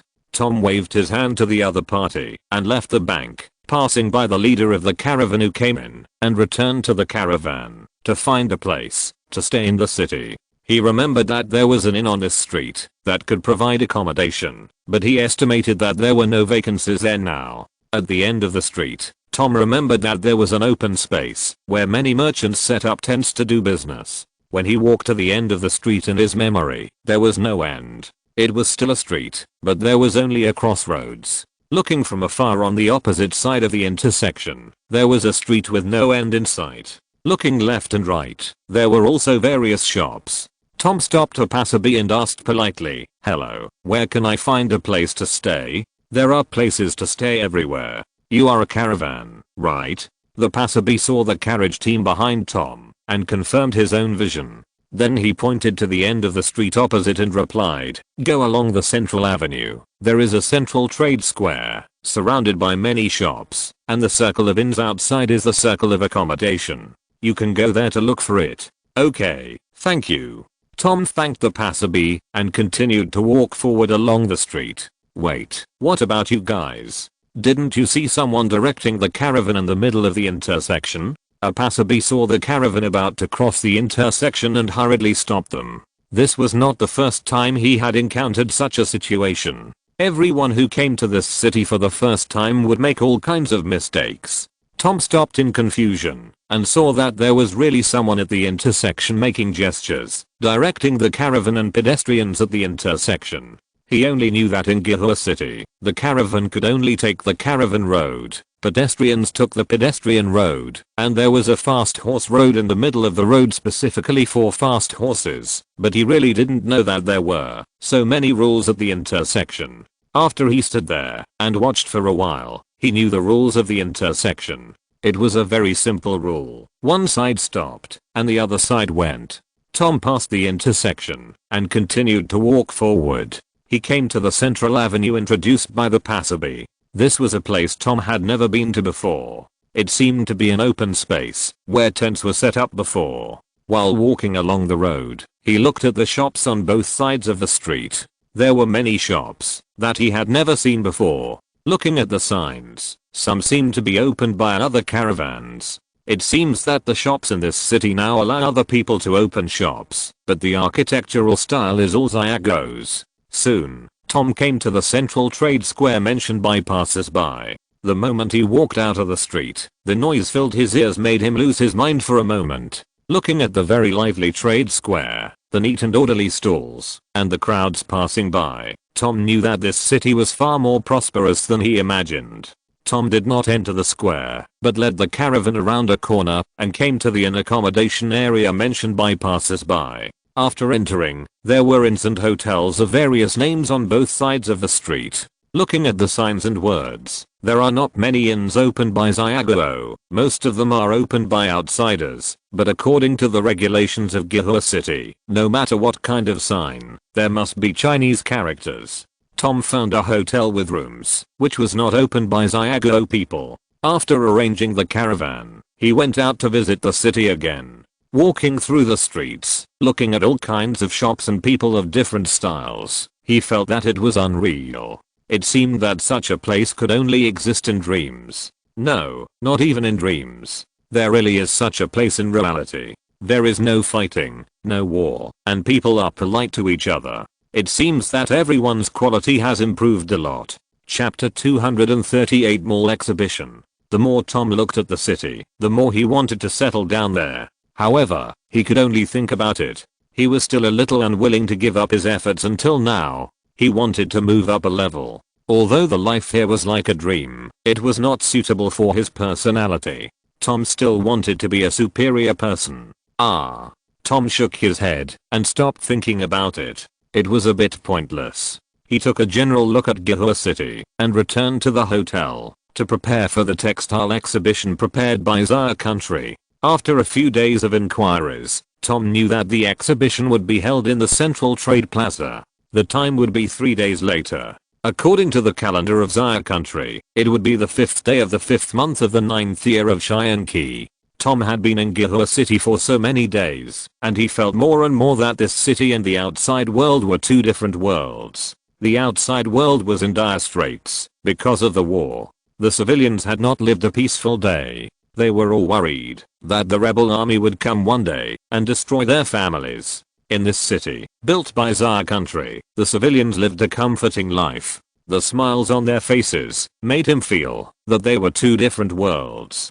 Inside the city wall is a paradise of time, and outside the city wall is turmoil. No wonder so many people are willing to live here. Now Tom has also figured out the conditions for settling down. In addition to the thin man in the bank, who told him that he needed to apply, he also needed to have a skill. If he didn't have a skill, he had to have a certain amount of wealth. In the words of the Zaya people, this city is not a charity, but a trading city. Beggars will be expelled from the city once they are found. After a deep understanding, Tom found that, although this place is not as beautiful and friendly as the legend, as long as you work hard, you can live in this city, even if you wash dishes.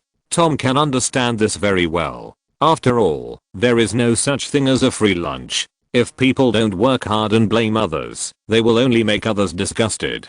3 days later, amid the sound of bells and drums, several loud noises exploded in the sky, as if the gods were angry, and as if thunderbolts were cleared. Amid a burst of cannon fire, the first textile exhibition in Gihua City opened in the square in the middle of the city. So many people. Tom got up early today, just to get a good position. Today's trade fair not only has textile promotions from Zygo, but also provides a platform for other merchants to set up stalls here.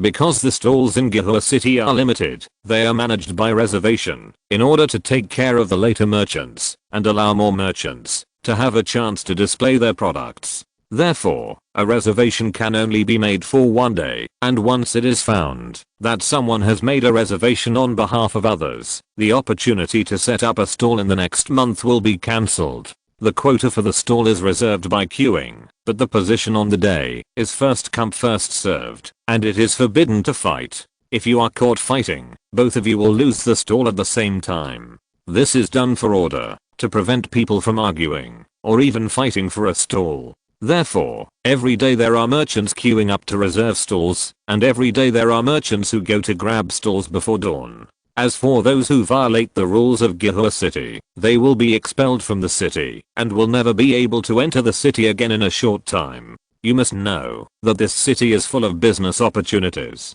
For merchants, losing one day means losing a lot of profits. The profit-seeking nature of merchants will not let them give up such a huge profit. All the merchants who have come to Gihua City in Zaya country, today's textile fair begins. A Zaya countryman stood on the high platform in the middle of the square, holding a metal horn and shouting loudly to the dense crowd below the stage, which was endless. Today, all the textiles sold in Zaya country shops are sold at half price. If you spend more than 20 taels of Zaya coins, you can get a 10% discount. The words of the Zaya countryman made all the merchants near the high platform exclaim. This was different from the information they had received in advance, although this difference was a good thing for them. It turns out that it is not half price only when you spend more than 10 gold coins, but it is half price no matter how much you spend. Spending more than 10 gold coins is 40% off the original price. Tom squeezed in front of the crowd and heard what the Zaya countryman on the stage said. Thinking about his own capital, he also became happy with the merchants around him. The Zaya man on the stage continued in Tom's language. Not only that, from today onwards, all textiles in Gihua City will be sold at 60% off the original price. Wow, so good. Yes, isn't Zaya losing money by doing this? Yes. Haven't you noticed that the quality of textiles sold by Zaya is getting better and better? Such good goods probably cost more than this price in other places. Why do you care so much? It's their business if Zaya is willing to lose money. Anyway, I'm going to take this opportunity to buy a few trucks. Tom listened to the conversation of the merchants around him and couldn't help but think about why Zaya wanted to do such a loss-making business. Is there any benefit in doing so? This idea was related to his other identity, which made Tom think from another angle, but he couldn't figure out what Zaya's intention was. Even if Tom racked his brains, he couldn't think that this was because Zaya's industrial upgrading made these textiles unsellable in Zaya. The news Tom heard earlier was that Zaya had released the news in advance and sent invitations to the surrounding forces, so that the surrounding forces knew that Zaya was preparing to hold this trade fair. The difference in the news was also deliberately done by Xiaoguo. This was done to give a surprise to the merchants present. This was not Xiaoguo trying to please these merchants, but to make this trade fair sell more products. After the Xiaoguo man on the stage said some happy shopping words, he got off the platform, and then some indigenous dancers began to perform on the stage to liven up the atmosphere. Tom also watched two dancers. He had never thought of such a visual performance before, because only the powerful could enjoy such a performance. But looking at the shops opened by the Xiaoguo people around the square, all of them were crowded with people, and he couldn't help but start to get anxious, fearing that there would be no goods if he went too late. Tom asked the clerk to keep an eye on his stall, called two people, walked towards the queue, and became one of the many buyers. In fact, these merchants don't need to be so anxious. The survival of Xiaoguo can't be digested by the few people in front of them. That is the inventory accumulated for several months after industrialized mass production. Now the Zaya kingdom has more than just the textile factory outside the west of Xianqi City. After being freed from the restrictions of the river, factories can be opened anywhere. Therefore, basically every county in the Zaya kingdom has one or two textile factories, some of which are government run and some are privately run. Whether it is the county south of the Xianqian mountains or the coastal basin, there are people opening factories. Not only textile factories, but also other industries have private capital involved. Of course, these factories are allowed after official overall planning, and not all factories can be opened. For example, if a citizen wants to open an arsenal, this will definitely not be allowed. Chapter 239 Military Reorganization. At the beginning of the Gihua City Textile Fair, in the study of the monarch's residence in Xianqi City, Zaya State, Your Majesty, this is the expansion plan that I have discussed with the military advisor repeatedly. Li Jing handed Yang Song a memorial, which was written by Li Jing and signed by Liug. You two tell me the latest expansion plan. Yang Song flipped through the memorial and saw that there was a lot of content, so he closed the memorial and asked the two to tell him again. "Yes, your majesty." The two clasped their fists and accepted the order. The two stood up after Yang Song raised his hand. Li Jing said first, "Your majesty, for this expansion plan, I have decided to expand the establishment." Yang Song asked curiously, "Expand the establishment? How to expand the establishment?" "Reply to your majesty. The current military establishment is that each brigade has 3 battalions, and each battalion has 3 military formations.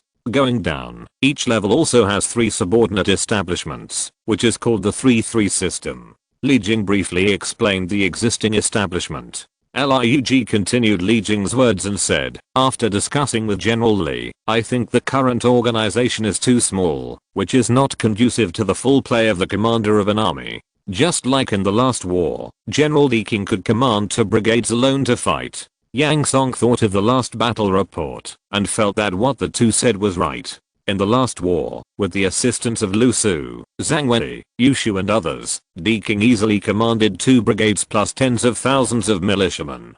Seeing Yang Song nodded, Li Jing continued, "Therefore, after discussing with military advisor Liu, I decided to implement the 55 system, where each brigade is composed of 5 battalions, each battalion is composed of 5 squadrons, each battalion is composed of 5 squadrons, and each squadron is composed of 5 squadrons."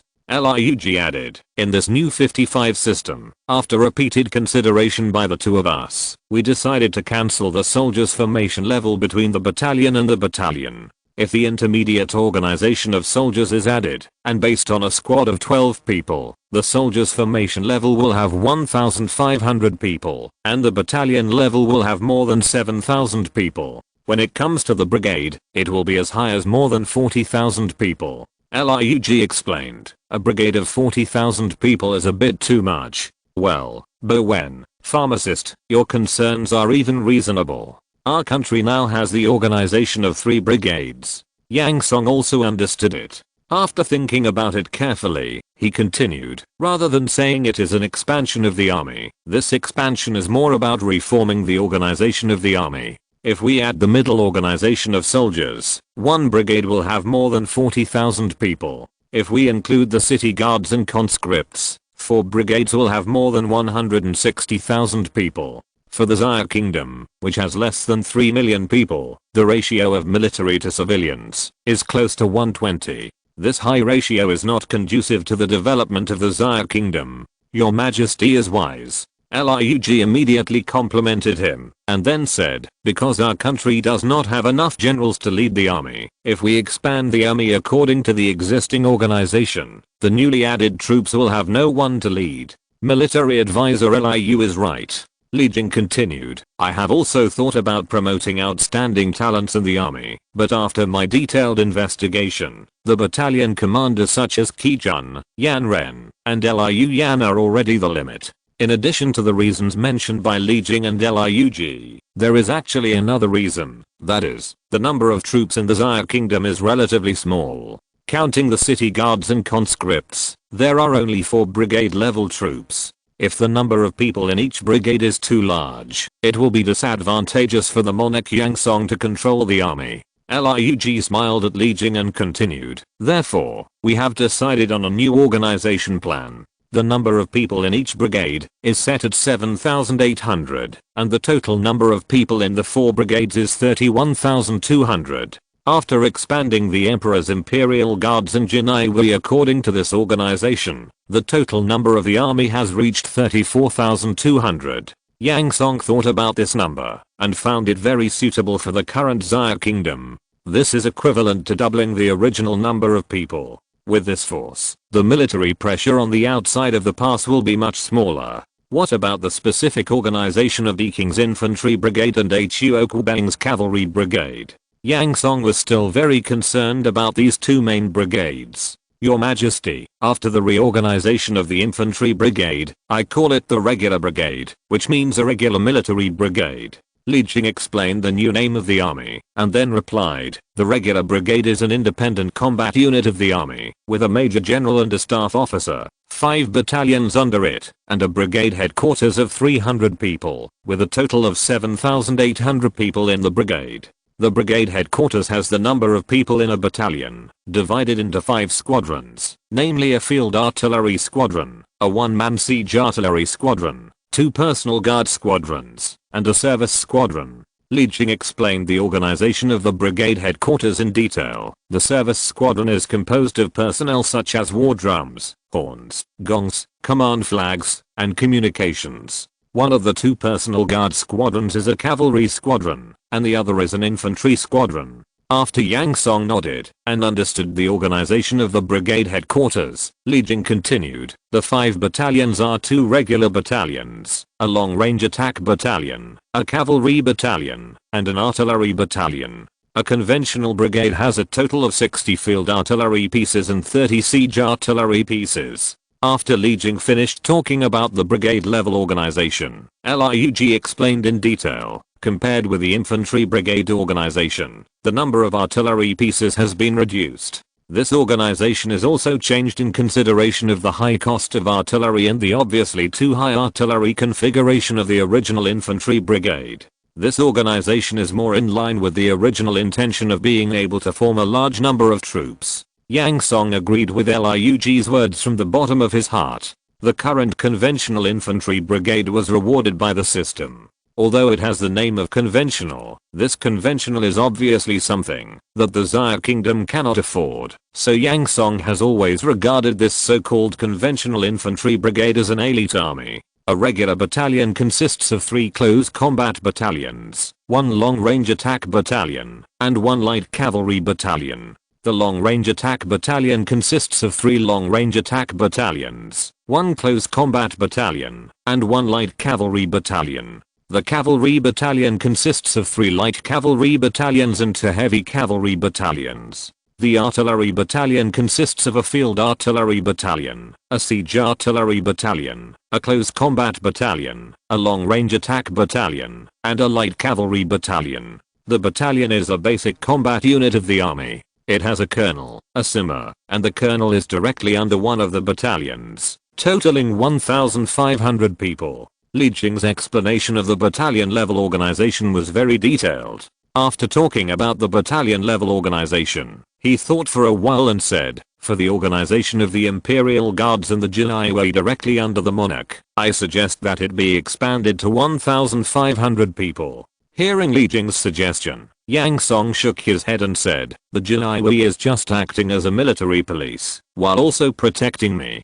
It is not a bad idea to expand it by 1,500 people. Because Yang Song seldom goes out, even if he does, he only stays in the surrounding area, so he doesn't need many people to protect his safety, and he doesn't need many people to serve as military police, so Yang Song decided to expand a few hundred people. What does your majesty mean? Lurk understood Yang Song's idea, but he still wanted to confirm it. Yes, that's what you mean. Yang Song nodded to Lurk and said bluntly, the Imperial Guard is not only used to protect Shianqi City, but also used as a strategic reserve. It won't work if the number is too small. Your majesty is right. I admire you. Li Jing understood what Yang Song meant. When he and Lurk formulated this plan, they considered the overall situation, such as the cost of expanding the army, the difficulty of expansion, and the population ratio, but for a moment they forgot another responsibility of the Imperial Guard.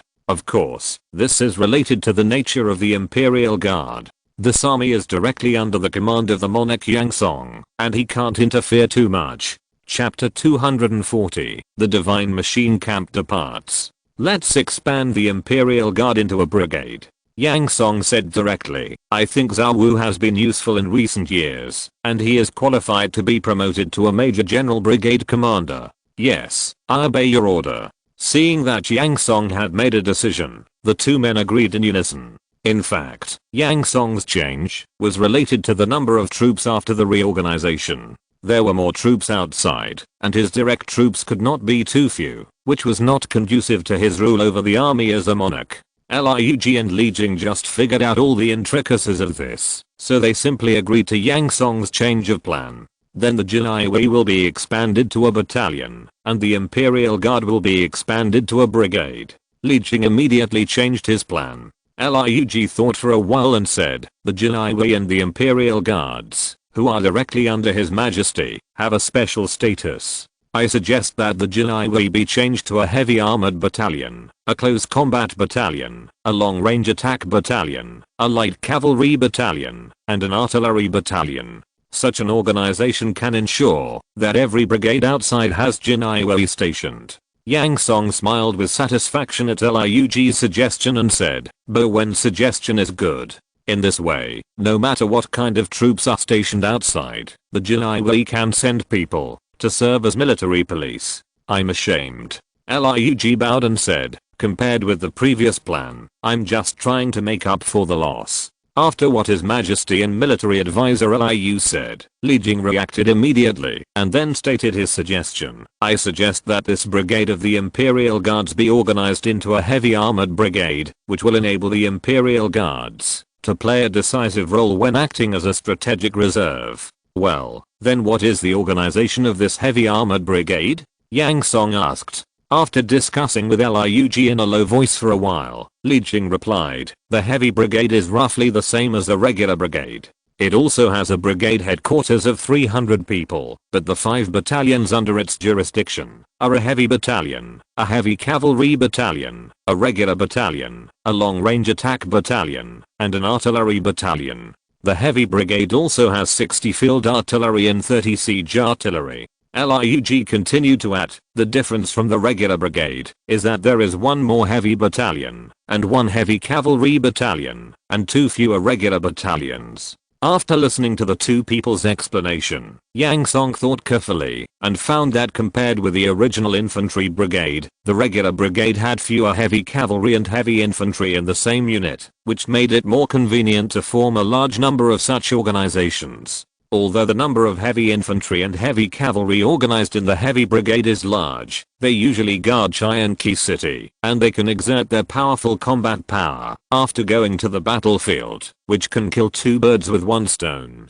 Liu said and touched his beard with satisfaction with the design of this organization. In that case, let's organize it according to what Bowen and the pharmacist said. Yang Song thought about it and had no other opinions. So he agreed to the 2 suggestions. In this way, the number of our army has reached 40,500. Li Jing calculated in his mind and gave a specific number. No. Yang Song shook his head at this number. In the puzzled eyes of the 2, he smiled mysteriously and said, it should be 42,000 people. Liu and Li Jing frowned at the number proposed by Yang Song and calculated it repeatedly in their minds. They were confused about where the extra 1,500 people, a battalion of military strength, came from. Yang Song looked at the 2 people's puzzled eyes and laughed. There is another camp I call the Shenji camp. It is a new army I'm going to form. Shenji camp? The 2 asked at the same time. What kind of army is this? What kind of army is this? Don't worry, you will know when the Shenji camp is formed. Now let me keep it a secret. Yang Song now has an idea of what the newly formed Shenji camp is for, but he is not sure about the details. Pharmacist, take this plan back and modify it according to what I said today. Yang Song returned the memorial on the table that he didn't even look at to Li Jing. Li Jing took the memorial with both hands respectfully, bowed his head and said, yes, I will make the changes. Regarding the organization of the Shenji camp, you only need to write the name and number of Shenji camp. Yang Song ordered Li Jing. In addition, prepare 1,500 veteran warriors for me. Yes, my lord. Li Jing put the memorial in his pocket, nodded to Yang Song's request, and then asked, I wonder if your lord has any other requirements for these 1,500 warriors? Yang Song supported his chin, pondered for a moment, and replied, prepare a battalion of cavalry, a battalion of artillery, and the other 3 battalions of crossbowmen. Yes, I obey your command. After knowing Yang Song's specific requirements, Li Jing was relieved in his heart. He didn't want to make any mistakes or biases. I'll take my leave. After all the things were settled, and Yang Song had nothing to order, the 2 of them took their leave in unison. That night, Li Jing came to the monarch's mansion again.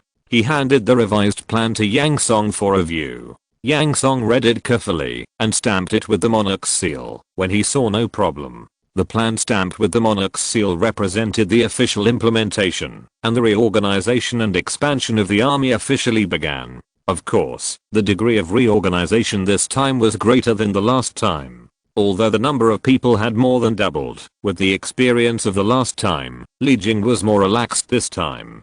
Not long after, Li Jing brought the 1,500 people Yang Song needed to a newly built military camp designated by Yang Song outside Xianqi City. Zhuang Wenyi, how many muskets have been manufactured by the arsenal? Yang Song asked Zhuang Wenyi, the director of the equipment bureau, after learning that the personnel were in place. This Zhuang Wenyi was also one of the 5,000 talents. Zhuang Wenyi clasped his fists and saluted Yang Song and replied respectfully, "Your Majesty, since the steam engine driven drilling lathe was invented, the production speed of muskets has been greatly improved. Up to now, there are nearly 2,000 muzzle-loading smoothbore flintlock muskets."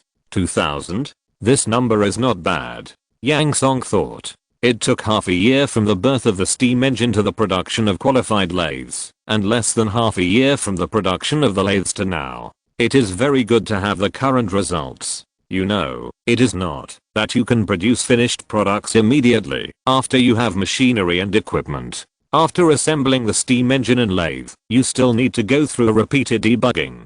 After reaching stable efficiency, you still need to develop the manufacturing process according to the design drawings. With the manufacturing process, trial production is still required. The products produced cannot be used directly, and they still need to be processed. For example, when drilling holes in the barrel of a musket with a drilling lathe, do you need to heat the steel rod before drilling, or do you directly perform cold processing?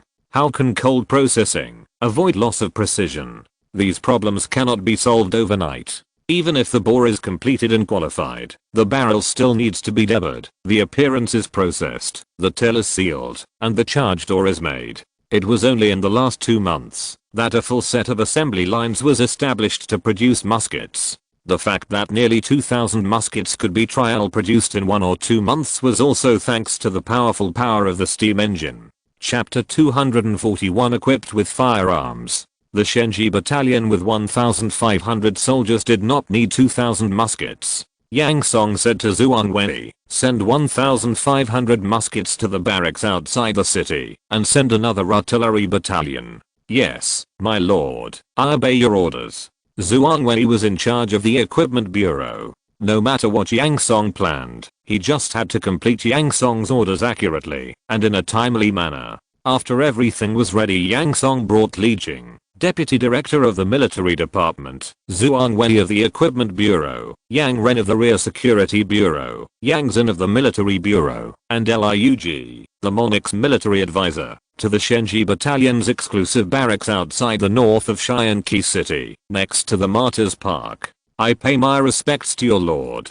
The Shenji Battalion has assembled 1,500 soldiers. A strong officer in his 30s stood at the front of the formation in the parade ground and saluted Yang Song on the stand. "No need to be polite." Yang Song nodded to the officer and then said, "Yan Ren, how are the soldiers doing?"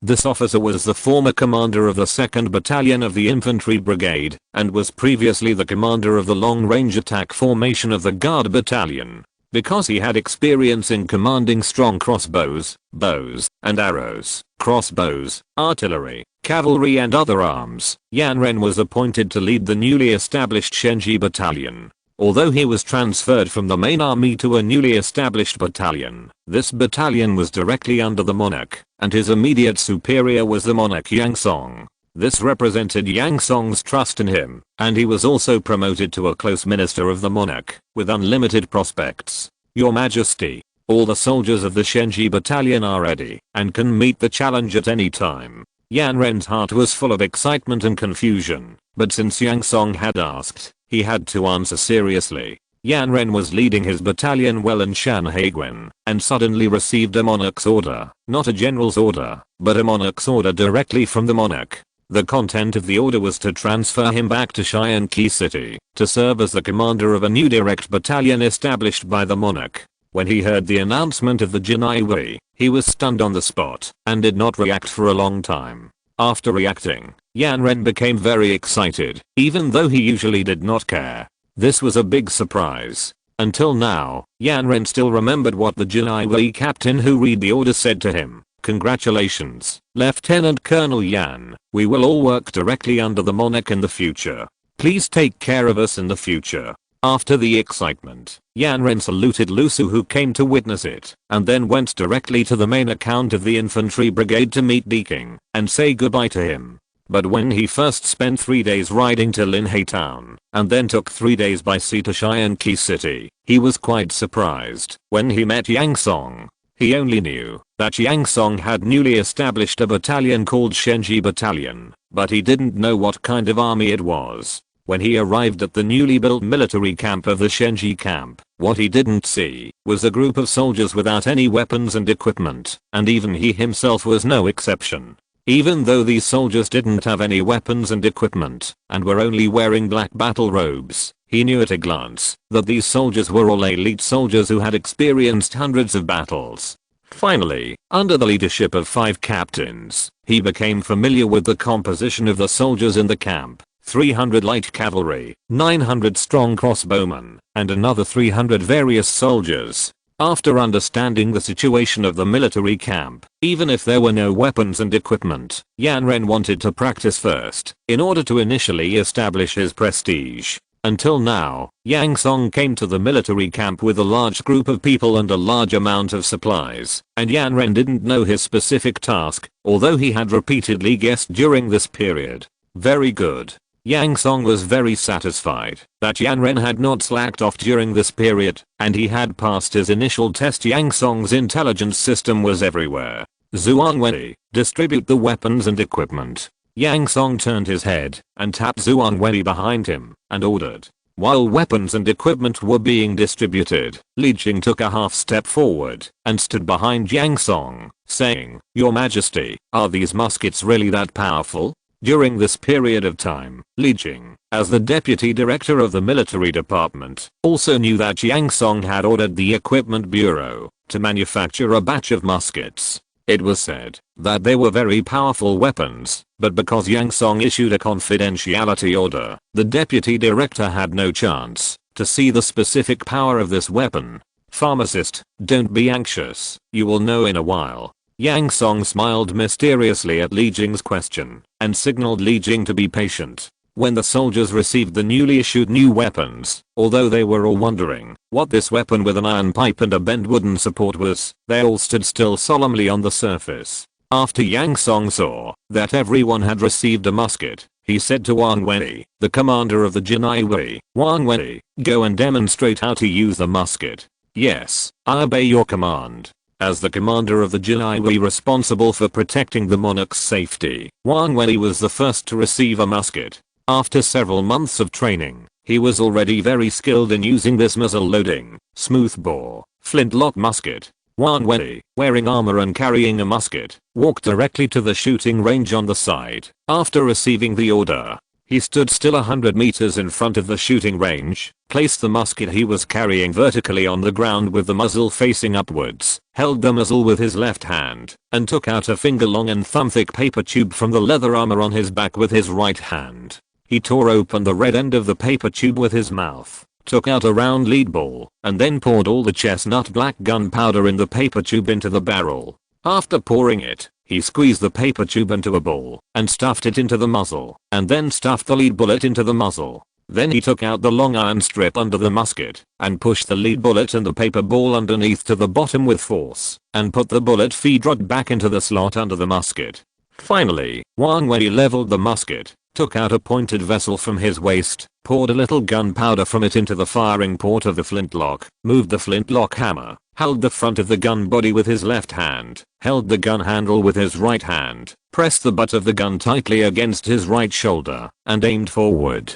The whole set of actions took half a minute, which was considered relatively fast. If it was a novice, the process would be longer. Wang Wei pulled the trigger hard, and the hammer of the flintlock hit the iron sheet above the firing port hard, producing a spark, which ignited the gunpowder in the firing port, and the gunpowder burned into the chamber in the gun barrel along the fire hole. The gunpowder in the chamber burned instantly, producing a large amount of gas, pushing the tightly sealed projectile out along the barrel, heading straight for the target pointed at by the muzzle. Bang! With a loud bang, a large cloud of gunpowder smoke came out in front of the musket, and the lead bullet, that was invisible to the naked eye, hit the target, leaving a small black round hole on the target. Then Wang Wei fired 2 more shots. Each shot was about half a minute apart. After shooting, he put away the gun and returned to Yang Song's side, clasping his fists and saying, "Your Majesty, the shooting demonstration is over.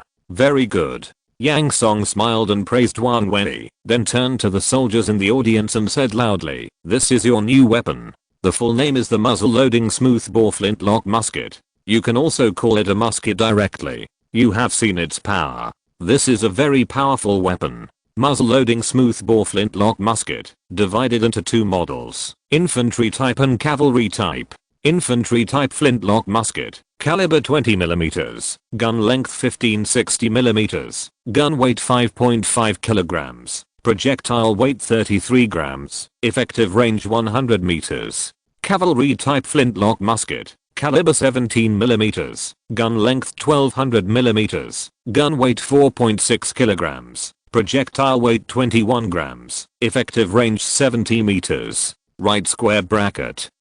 Chapter 242 Future Weapons. The soldiers present saw the power of this firearm with their own eyes, and they were very excited about the weapons in their hands. Your army is the first in the country to be equipped with muskets. I hope that the soldiers will let the enemy know your power in the future. Yang Song has high hopes for the Shenji camp. Swear to be loyal to the king until death. After listening to Yang Song's simple and profound speech, the soldiers were also excited to become the direct soldiers of the king. Yang Song faced the soldiers who shouted 3 times and pressed his hand. The moment Yang stretched out his hand to signal, the whole audience was silent. Yang Song then tilted his head and nodded slightly to Li Jing. Li Jing got Yang Song's signal, took another half step forward, stood beside Yang Song, unfolded the order book and read aloud. The king ordered to order the newly built Shenji camp to practice new weapons diligently, hoping that they will defend their country and their homes. I will obey the king's order.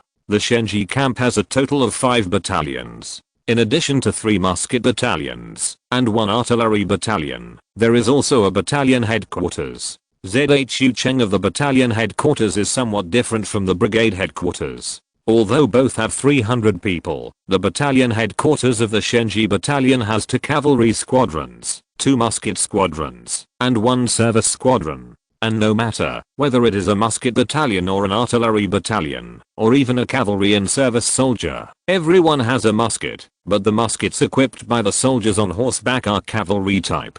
The musket soldiers are all converted from strong crossbow soldiers, because the shooting method of strong crossbows is similar to that of muskets, both of which are uniform volleys and multi-stage shooting. It's just that the operation methods are very different. The operation method of muskets is much more complicated than that of strong crossbows, and the firing rate is much slower. In fact, compared with strong crossbows, the front-loading smoothbore flintlock musket has no advantage at all, except that it is much more powerful. The effective range is not as far as that of strong crossbows, and the firing rate is not as fast as that of strong crossbows. Moreover, strong crossbows can also be projected at long distances without considering the hit rate and power. But whether it is a strong crossbow or a continuous crossbow, there is one thing that is not as good as muskets. That is, muskets are the development trend of future weapons. In addition to equipping the Shenji battalion with muskets, Yang Song also equipped each person with a set of leather armor, a helmet, or 3-pointed bayonet that matched the musket, a multifunctional dagger, and an extra sword for the cavalry.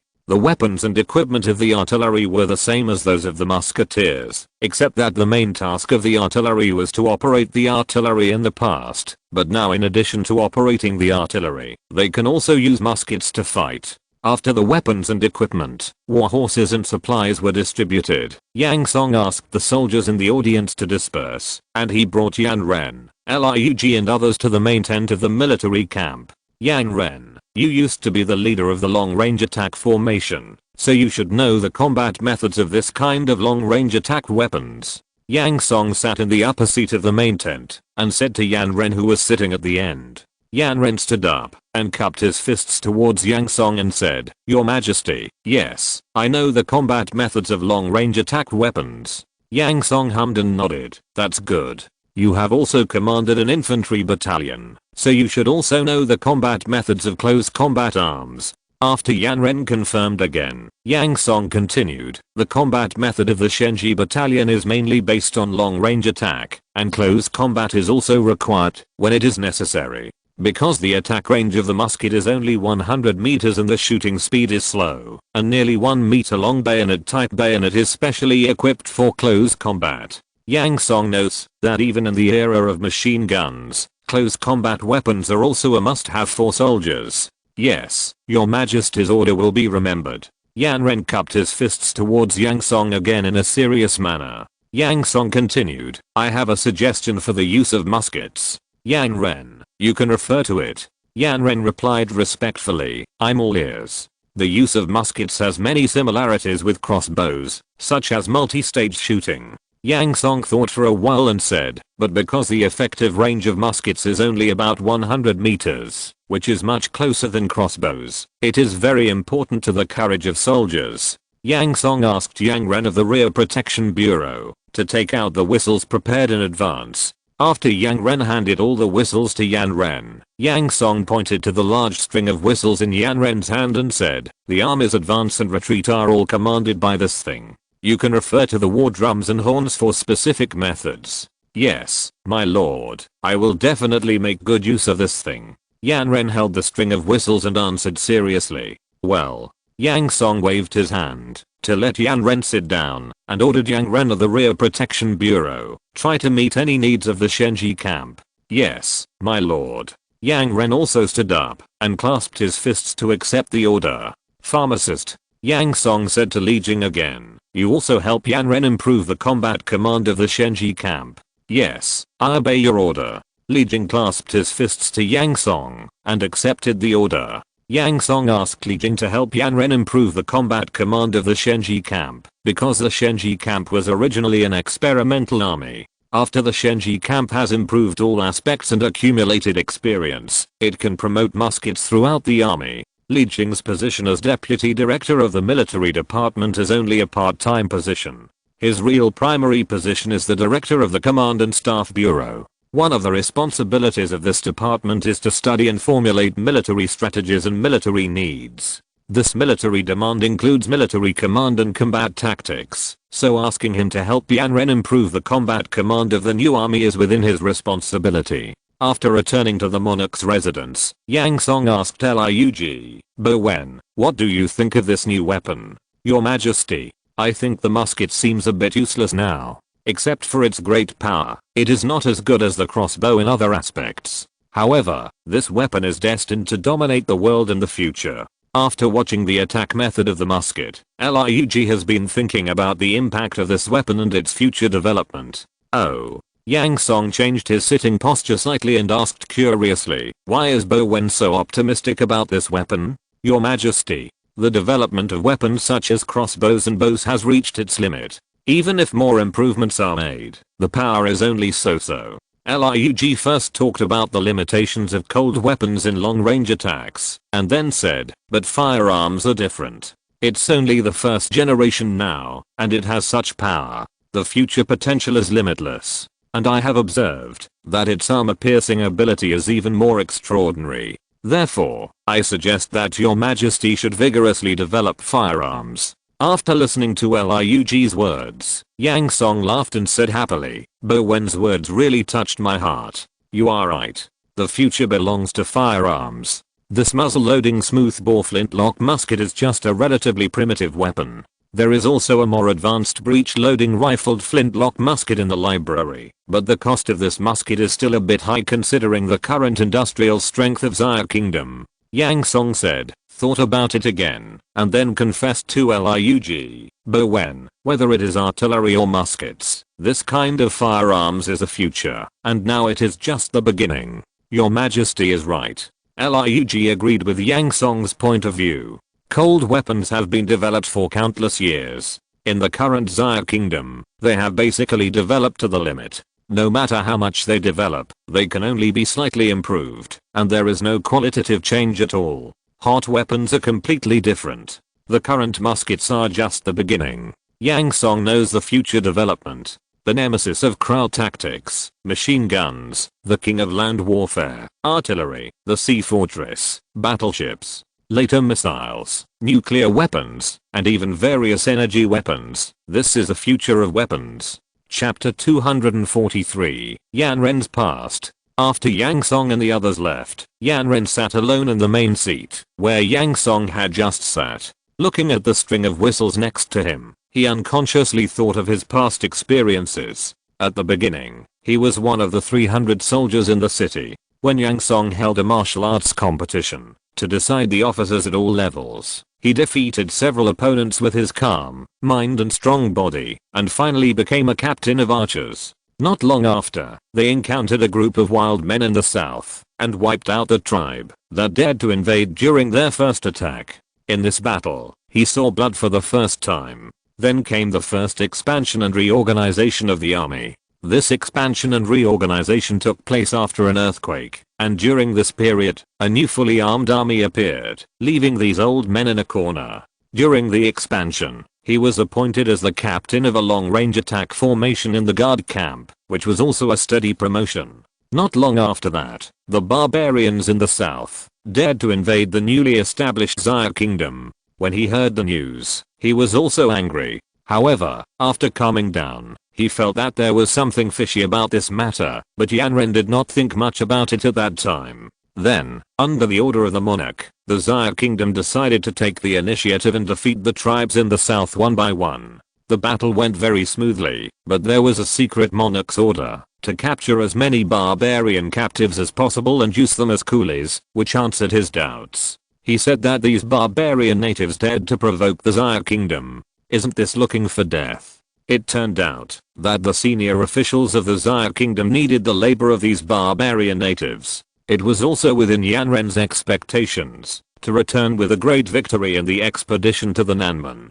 The triumphal ceremony of returning to the court made his grudges disappear, and even made him, who had always been rational, have the urge to go to the battlefield and kill the enemy again. Not long after the expedition to the Nanman, it was learned that the northern forces dared to plunder the Xia kingdom's caravan. The deserved revenge caused heavy losses to the 4 territories in the north. In this war, Yan Ren was only ordered to guard the Qian Pass, and had no chance to go to the battlefield, but he was not dissatisfied, because he knew the importance of this pass to the Xia kingdom. Then there were 2 years of peace. The original guard battalion had become a guard brigade, and he was promoted from a captain of a long-range attack formation to a lieutenant colonel battalion commander. The experience in the army made him more mature. The naive ideas he had at the beginning had long disappeared, and all that was left was to defend the country. 2 years later, the 7 territories in the north united again to attack the Qian Pass. This time, because of the large number of enemy troops, his guard brigade had to participate in the battle, and together with his comrades in the infantry brigade, they guarded the border at the Qian Pass. When guarding the Qian Pass, their guard brigade was also handed over to the general of the infantry brigade to command together, and Yan Ren's boss became the commander of the cavalry. 2 consecutive days of defending the city caused heavy losses to the enemy, and exhausted the soldiers defending the city. But the enemy had already collapsed. The cavalry led by General Zhang had already set out to pursue the enemy. General D let these infantrymen rest for a night, and then joined the pursuit. After a month of fighting, the army of the Xia kingdom finally occupied the entire basin outside the pass. The name of this basin was changed to Linhai Basin after the occupation. Another pass in the north was also renamed Shanhai Pass. As for their original names, no one cared about them. This war was the most tragic war in the history of the Xia kingdom, although the history of the Xia kingdom was less than 10 years. Then the natives of the basin were driven away, and the plague outside the pass made the army ready to face the enemy. It also made all the troops of the Xia kingdom stationed in Shanhai Pass. Although these soldiers did not go to the battlefield, they were also exhausted. Since then, the surface of the Xia kingdom has calmed down, but privately, Yan Ren has heard that the peace of the Xia kingdom was obtained because of the hard work of the monarch and the ministers. As for how to prevent the forces outside Shanhaiguan from sending troops to Xia state, he didn't know. Thinking back, he heard that there were more than 100,000 coalition forces outside Shanhaiguan preparing to attack Xia State. So although Yanren didn't know how the monarch and the ministers made such a large army disappear, he admired the wisdom of the monarch and many ministers very much. Anyway, he couldn't do such a thing himself. Not to mention doing it, he didn't know how to think about it. Not long after the army was stationed in Shanhaiguan, the monarch ordered a major reorganization of the entire army. A new deputy director of the military department, Li Jing, came to perform the reorganization task on behalf of the monarch. He had never heard of this person before, but such things happened so many times that he didn't care. In this reorganization, he was transferred from the commander of the long-range attack battalion of the Guard Brigade to the commander of the 2nd Battalion of the Infantry Brigade, while General Zhang Wei, who had been Yan Ren's immediate superior for several years, was transferred back to Xianqi City and became the director of the Guard Bureau under the military department. Later, he learned that there was another cavalry brigade near Shanhaiguan, led by a young man named Huo Kwabeng. However, except for his infantry brigade, the rest of the troops were not fully staffed, which made him realize that this infantry brigade was still the main force of the Xia Kingdom. Although Yanren was a little reluctant to leave his former superiors and the original troops, he had to obey orders and joined the new troops with a little expectation. Then he also learned that a new conscript brigade had been added to Xianqian Pass. This conscript brigade was used to train new recruits and train excellent soldiers to supplement the army that was not fully staffed. But after filling all the troops, this conscript brigade still existed. It was said that it was to replace the weak soldiers in other armies. This is said to have caused a wave of training craze in other armies. After all, no one wants to be called a weak soldier. Many of them have experienced many battles. If they are replaced at this time, they will lose face. Not long after the reorganization of the whole army, the monarch ordered the construction of a city outside Shanhaiguan, named Gihua City. It is said that this city is used to trade with forces outside the pass, and the troops stationed in Shanhaiguan are asked to send a battalion of troops to guard it in turn. Yang Ren, as the battalion commander of the 2nd Battalion of the Infantry Brigade, was the second batch of troops sent to Gihua City. When he led his soldiers to the destination valley, he saw a construction site where a city wall was being built. Although he didn't know why the Xia Kingdom wanted to build a city specifically for trading with foreign forces, he knew that the king must have a reason to do so. So during his stay in the valley, he strictly guarded the valley to prevent unknown forces from attacking. However, when his stay was over, he didn't wait for any attack, let alone an attack. He didn't even see the shadow of an outsider. However, after Gihua City was built and opened for trade, he was ordered to go to Gihua City for support while he was stationed in Shanhaiguan, and eliminated a group of bandits who didn't know how to live or die. His battalion, led by General D, just rushed over and then crushed the bandits who were attacking the city. The process of eliminating the bandits was not much easier than a normal march, let alone an exercise. Until a while ago, he received a transfer order to return to Xianqi City to serve as the battalion commander of a new battalion formed by the monarch, which was named Shenji Battalion. If you're listening to this novel on a channel other than Fanfic World, it means they downloaded and uploaded it without effort. We cordially invite you to visit our channel, Mundo Fanfic Novelos. There you'll find the original version of this story and you can explore many other novels of various genres. We're waiting for you to immerse yourself in a world of incredible novels. Chapter 244, Groping Forward. Yanren was transferred back to Xianqi City to serve as a direct officer of the monarch like Zhao Wu and Wang Wei. He was very happy. But after he met the monarch and listened to the monarch's interview, he came to the camp of the Shenji camp outside the North City. What awaited him was only 1,500 unarmed soldiers in battle robes. After learning about this situation, Yanren did not get too entangled, because he believed that the monarch should have his own plans for this. So he began to train the physical fitness of these soldiers and establish the initial prestige by the way. Although Xiaguo has strict military discipline and military regulations, there is no such thing as a family army. They are all soldiers of Xiaguo, all loyal to the monarch, and there is no fear that these soldiers will not obey his command. However, it is necessary to establish the prestige of the commander, and establishing prestige will at least prevent the soldiers below from looking down on him. And today he learned that the monarch was going to come to distribute weapons and equipment to the Shenji camp, so he gathered the entire camp early in the morning and waited for the monarch to come. After welcoming the monarch distributed a new weapon to each soldier of the Shenji camp, and even he was no exception. The Lord said what this front-loading smoothbore flintlock musket is also called musket.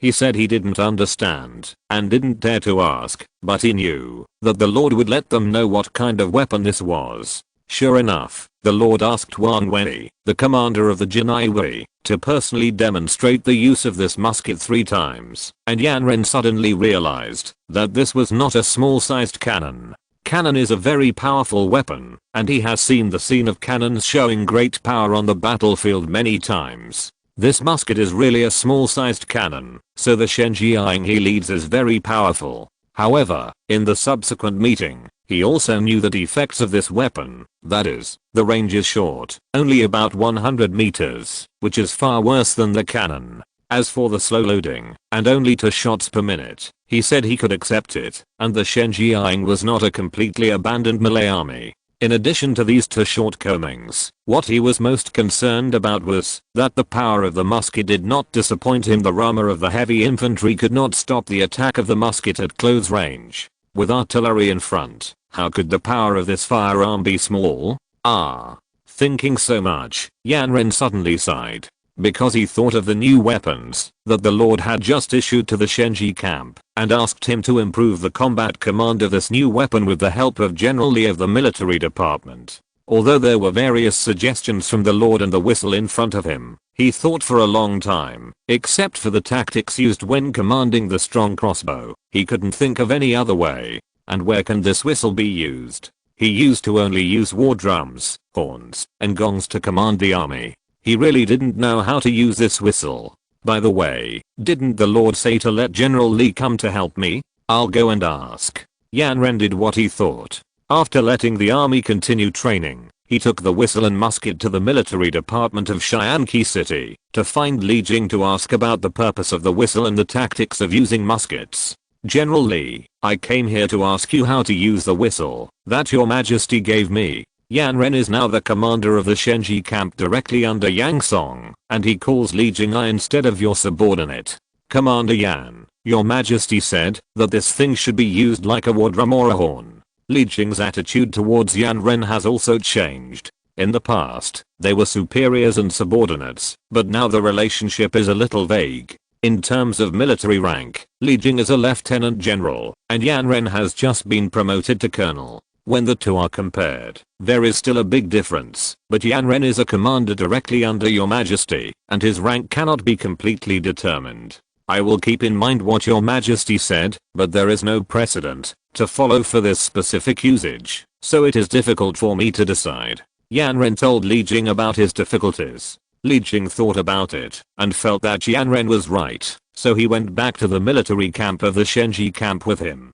Commander Yan, let's try it, and we'll know how to use this whistle. Li Jing decided to demonstrate it on the spot, so that he could study the specific usage. The order Li Jing received was only to help Yan Ren improve the combat command of firearms. Moreover, the Shenji camp was the army directly under the monarch. There were many things he could not directly participate in, and he could only passively accept inquiries. Yan Ren had read the drill manual on the use of muskets, and had seen Wan Wen's demonstration with his own eyes. He tried it several times in person. Although he was not very proficient, he knew the specific operation method. Then, accompanied by Li Jing, he assembled a musket brigade, arranged them into 5 rows according to the squadron, and used the old method to command the army to advance and retreat. However, when it was their turn to operate the muskets, many soldiers did not know how to operate them at all. After all, they had never touched this new weapon. Seeing this situation, Yan Ren slapped his forehead and secretly said that he was careless. He only thought about how to use the whistle and new tactics, but forgot that the most basic thing should be to teach the soldiers how to use muskets. General Li, wait a moment, I'll go down and tell you how to use the musket. After saying that, without waiting for Li Jing's answer, he walked directly to the front of the queue, took out the musket that belonged to him from behind, and carefully explained several times how to use the musket and the precautions. These soldiers are not new recruits, they are all elite veterans who have been on the battlefield for a long time, and have a natural intuition about weapons. Therefore, it didn't take long for all the soldiers in this brigade to learn how to use the musket, but they were a little unfamiliar in the process of using it, and they just needed to practice more in the future. Yan Ren walked back to Li Jing, who had been watching from the side, and said a little embarrassedly, "General Li, I'm sorry to have kept you waiting for a long time, let's start now." Commander Yan and these soldiers are really elite. Li Jing nodded, and then couldn't help but sigh, although these people were all selected by him. This sentence is Li Jing's true thoughts. Facing a brand new weapon, he was able to learn how to use it in a moment, and he used it in a very good way. This is not something that ordinary soldiers can do. "General Li, thank you for your compliment," Yan Ren said politely and modestly, and then ordered the 300 musketeers, "Prepare to fire." After waiting for nearly a minute, the captain replied that they were ready. Yan Ren then loudly ordered, "Prepare for 5-stage shooting." The captain received Yan Ren's order and issued specific execution orders to the 5 squadron leaders. The first row, the first squadron, fire. The second row prepare. The third row prepare. However, at the moment when the captain's shoot order was issued, bang bang, a series of gunshots sounded slightly one after another, so that his orders could not be conveyed to the ears of the soldiers behind him.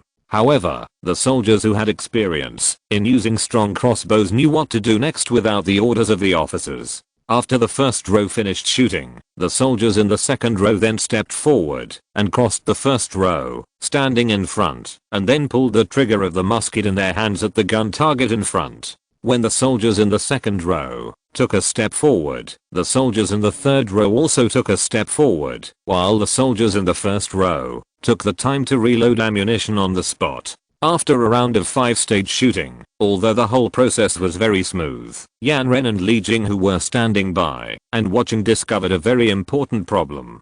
Chapter 245, New Tactics. Although the 5-stage shooting was completed slowly, it was completed with the tacit cooperation of these soldiers. Except for the 2 orders of 5-stage shooting and first row shooting issued at the beginning, the rest of the orders issued by the officers did not reach the ears of the soldiers at all. "General Li, the sound of the musket is too loud, and the order cannot be conveyed to the soldiers' ears." Yan Ren finally knew that Yang Song gave him a whistle and asked him to convey the order according to the war drum and horn. Li Jing did not feel much about the sound of the gun, which was much smaller than the sound of the artillery, but he also saw the interference of the gunfire on the command. Yes, the war drum is too heavy and the horn is too labor intensive, which is not practical for the musket. The war drum is used to boost morale, the horn is used to convey the order to attack, and the gong is used to convey the order to retreat, but these have no effect on the timely command of the musket. Yan Ren took out a whistle and blew it hard. The whistle sounded crisp and clear, with full penetration, which was very suitable for commanding the musket team. "Your Majesty is wise." Yan Ren looked at the whistle in his hand and sighed from the bottom of his heart. Li Jing smiled and said, "That's right.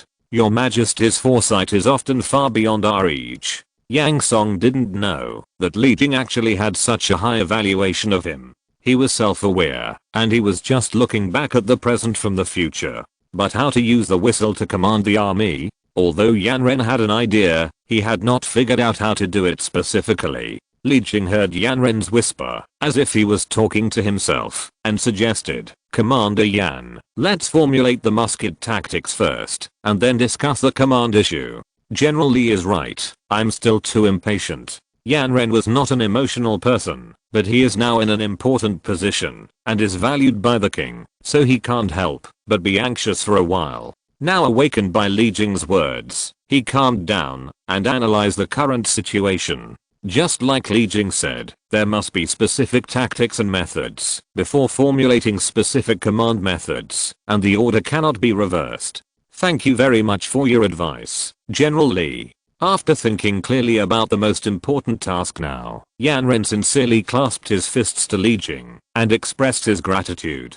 Li Jing clasped his fists in return and said, "Even if there was no order from the Lord, this is also my duty. Commander Yan, you are too kind." Li Jing's words were polite. If there was no order from Yang Song, he would not come to the Shenji camp so easily. After all, the Shenji camp was Yang Song's direct army, and he dared not interfere easily. Yan Ren exchanged a few more polite words with Li Jing, and after personally seeing Li Jing off, he returned to the main tent of the military camp and began to formulate the tactics and methods of the musket, based on the previous combat methods of the strong crossbow. The musket and the strong crossbow are both long-range attack weapons, and are basically direct fire weapons, but the power and attack methods are different. The strong crossbow fires a crossbow arrow, and the musket fires a lead bullet. The former attacks far, and the latter attacks strongly. The former's attack speed is slightly faster than the musket. Yan Ren recorded the difference between the two weapons on paper bit by bit. After listing all that he could think of on paper, looking at the densely packed text records on the paper, he already had a rough idea of the tactics and methods of the musket in his mind, and the only thing left was to test it. Yan Ren gathered all the soldiers of the Shenji battalion on the parade ground and asked the 1st battalion, who had just learned to use the musket, to step out of the line and let the other soldiers stand by. Yan Ren ordered the soldiers of the 1st battalion. The first row marches forward in unison. The entire battalion has 5 squadrons, and each row is a squadron, with a total of 60 people. There is a 1-person wide distance between each person, and the width of the rows reaches about 60 meters. The 1-person wide distance between soldiers is because it is convenient for the soldiers behind to attack forward, which is also a habit left by the original long-range infantry. Tap tap. Under Yan Ren's order, the soldiers in the first row stepped forward in unison with their muskets at the command of the squadron leader. 1, 2, 1. Stop. Yan Ren gave the order to stop after seeing that the row of soldiers was only about 80 meters away from the target. Raise your guns and shoot. The loaded muskets were raised together, and bang bang, a burst of gunfire sounded, and many of the targets in the row in front were hit. Yan Ren held up a monocular and looked at the targets in the distance, but frowned because he found that many targets were not hit at all. 2nd, 3rd, and 4th rows, move forward. Yan Ren then ordered the soldiers in the 2 rows behind to move forward in unison. After the soldiers in the 2nd, 3rd, and 4th rows walked behind the 1st row and stood still, Yan Ren waited for the soldiers in the 1st row to load their muskets, and then ordered again. The 2nd row merges into the 1st row, and the 4th row merges into the 3rd row. Following Yan Ren's order, the soldiers in the 2nd and 4th rows all stepped forward and stood in the gap between the 1st and 3rd rows of soldiers, forming 2 rows of dense horizontal teams. The 1st row half kneeled, and the 2nd row took 2 steps forward. After Yan Ren gave this order, the 2 rows of soldiers standing in front of the targets formed a high and low shooting front. Shoot.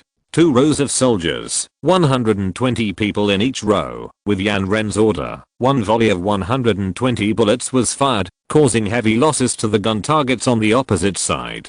The same array width has such a great attack intensity, which is equivalent to a 4-fold increase in firepower in the same area at the same time. However, Yan Ren frowned as he looked at the battle array that was loaded together, still a little dissatisfied. Although the firepower has increased, the sustainability has become very weak. If there is a cavalry on the opposite side at this time, it will be a disaster for these infantrymen. Suddenly, he thought of the bayonet that Yang Song had issued to each soldier, and ordered, "Put on the bayonet," to resist the cavalry charge. Watching the soldiers stop loading, pull out the bayonet at their waists, and clumsily clip it under the musket, they all held the musket and used it as a short spear. But Yan Ren rode on his warhorse and ran around the entire battle array. When he rode his warhorse around to the front of the battle formation, facing the battle formation, and simulated a charge, he found that the seemingly powerless bayonet formation had great lethality in the face of the cavalry's impact. Yan Ren also had a new view on this inconspicuous Mitsubishi bayonet, and he also found that, because the bayonet was stuck under the barrel, the best bayonet did not affect the shooting of the musket at all, which made him more satisfied with this musket. Finally, after repeated experiments, Yan Ren initially summarized some tactics for using musket soldiers. The first one to bear the brunt was the round shooting tactic. Let a brigade of soldiers conduct 5 rounds of shooting according to the tactics of the strong crossbow. The characteristic of this tactic is that the firepower is very continuous. Basically there is a round of volleys every 5 or 6 seconds, and the disadvantage is that the instantaneous firepower is insufficient. Then there is the line tactic. Let a brigade of soldiers stand shoulder to shoulder in 3 rows with 100 people in a row, the first row half kneeling, the second row leaning forward, and the third row standing upright and shooting at the same time. The advantage is that the instantaneous firepower output is the largest, and the disadvantage is that the interval between shooting is very long. The last one is the collective combat tactics carried out by battalions. 3 musket battalions form 3 battle formations in the middle, 1 artillery battalion is behind, and 2 cavalry squadrons guard the 2 wings. This is a very traditional tactic, and also a very commonly used tactic. The disadvantage is that it needs to be deployed in advance. Chapter 246. Postponement of clothing change. After half a month of training, the soldiers of the Shenji camp were already able to use muskets more skillfully, and Yan Ren had also initially figured out the tactics and methods. Then he began to explore specific command methods. However, after this period of training, Yan Ren, after asking Li Jing for help many times, already knew how to use a whistle to command operations. First, Yan Ren and Li Jing compiled a rhythm of blowing a whistle according to the pace of the army's march. This rhythm matched the rhythm of the soldiers' neat steps, so that the soldiers knew it was the whistle of advancing. Then, there was the whistle of standing still and stopping the advance, which was a long, rapid and high sound. Finally, the order to raise the gun and shoot was accompanied by the whistle and the officer's command sword. When the commander gave the order to raise the gun, the whistle would make a very long sound, and the officer's sword would be unsheathed and raised above his head. The order to shoot was issued by swinging the sword down, and after a short pause in the whistle, there was another long sound. This is the command method of line tactics. The command of wheel shooting is similar. The difference is that the officer has to use voice to give the command of wheel shooting. The commander's decision to use wheel shooting or line shooting is issued by command flags and war drums. Command flags are 2 different flags, and war drums are 2 different rhythms of sound. Because there are only 2 tactics, it is easy to distinguish the difference between the 2. When Yan Ren and Li Jing were rehearsing in the Shenji camp, they issued a combat rule that musketeers must always put on bayonets as long as they are on the battlefield. This rule of the Shenji camp is to prevent accidents, because they found that as long as the muskets are well equipped with bayonets, the musketeers are completely a type of soldier suitable for both long and short distances. Long-range attack is the main combat method of musketeers. When they have to, they can also form a square formation and act as short spearmen. Moreover, facing the charge of cavalry, musketeers also have a great advantage. The first is definitely a round of line volleys, followed by dense gun formations to resist the impact of cavalry. Not to mention that the powerful sound of the musket attack is likely to scare away the horses. Just the powerful attack power of the musket, whether it is a flatterer or a cavalry, it will be injured, and it will be a death sentence. The projectile of the smoothbore flintlock is spherical and has a very strong stopping power. After hitting the human body, the kinetic energy carried by the projectile will be released into the human body. In addition, lead is a soft metal and a toxic metal.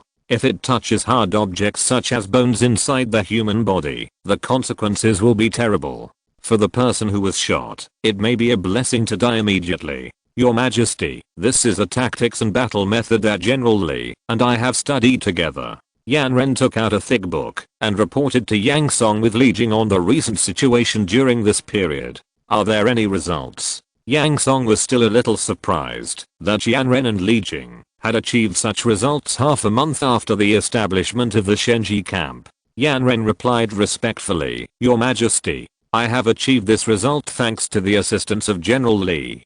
Commander Yan is too modest. Li Jing smiled slightly, clasped his fists towards Yang Song and said, Your Majesty, Commander Yan is a good commander, and I was just assisting a little on the side. Yang Renai heard that Li Jing seemed to want to throw all the credit to him, and hurriedly said, Your Majesty, General Li did more than just assist a little. I was able to figure out many things with the guidance of General Li. Without General Li, there would be no result. Okay.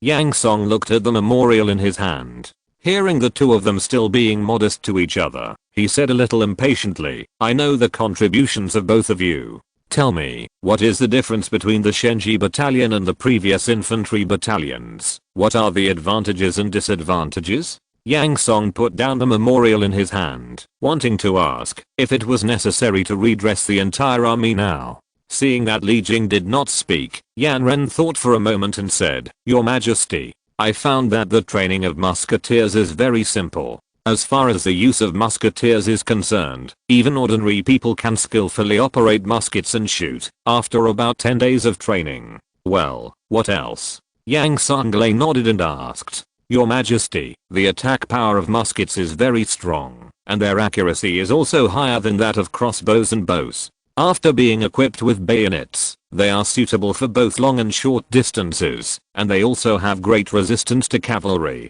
Yan Ren then said his biggest discovery about musketeers. What Commander Yan said is exactly what I wanted to say. Li Jing waited for Yan Ren to finish his words, and then he spoke up. Compared with traditional swords, spears, halberds, and bows and crossbows, muskets take into account the sum of the two. While having powerful long-range attack power, they also have good close combat capabilities. Yang Song was puzzled by the fact that musketeers actually had good close combat capabilities, so he asked, Musketeers actually have good close combat capabilities? Your Majesty, yes. Yan Ren said seriously, after the musketeers are equipped with bayonets, the total length is more than 2 meters, and they also have good power when they form a gun formation. And the armor-piercing ability of musket bullets is unmatched by other individual weapons. Li Jing added on the side, as long as it is not heavy defensive equipment such as heavy infantry and heavy shield soldiers, it can basically penetrate within the effective range.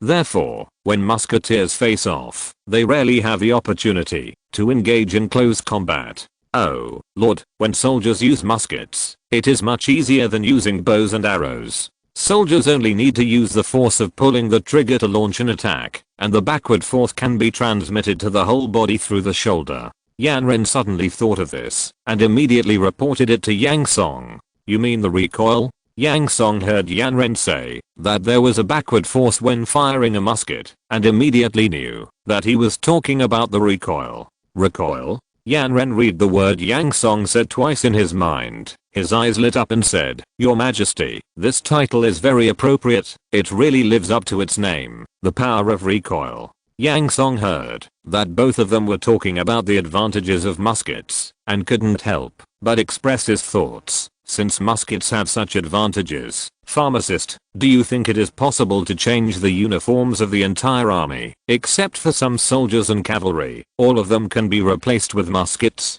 Your Majesty, no. Li Jing was shocked when he heard that Yang Song actually had such a plan. He immediately and decisively opposed Yang Song's proposal and explained, Your Majesty, although muskets are good, they are not without shortcomings. What shortcomings? Yang Song was a little dissatisfied. Just now, I asked you to talk about the advantages and disadvantages of muskets, but you only talked about the advantages. When he proposed to change the uniforms of the entire army, the shortcomings came out. Isn't this deceiving the king? Your Majesty, calm down. I was just about to talk about the shortcomings of musket soldiers. Li Jing saw that Yang Song's face was not right, and guessed Yang Song's thoughts. So Li Jing continued, the biggest disadvantage of muskets is that they are afraid of water, or in other words, all firearms are afraid of water. As long as it rains, firearms become useless. Li Jing saw that his explanation made Yang Song's face ease, and then said, in addition, the current army of our country has a fixed way of fighting.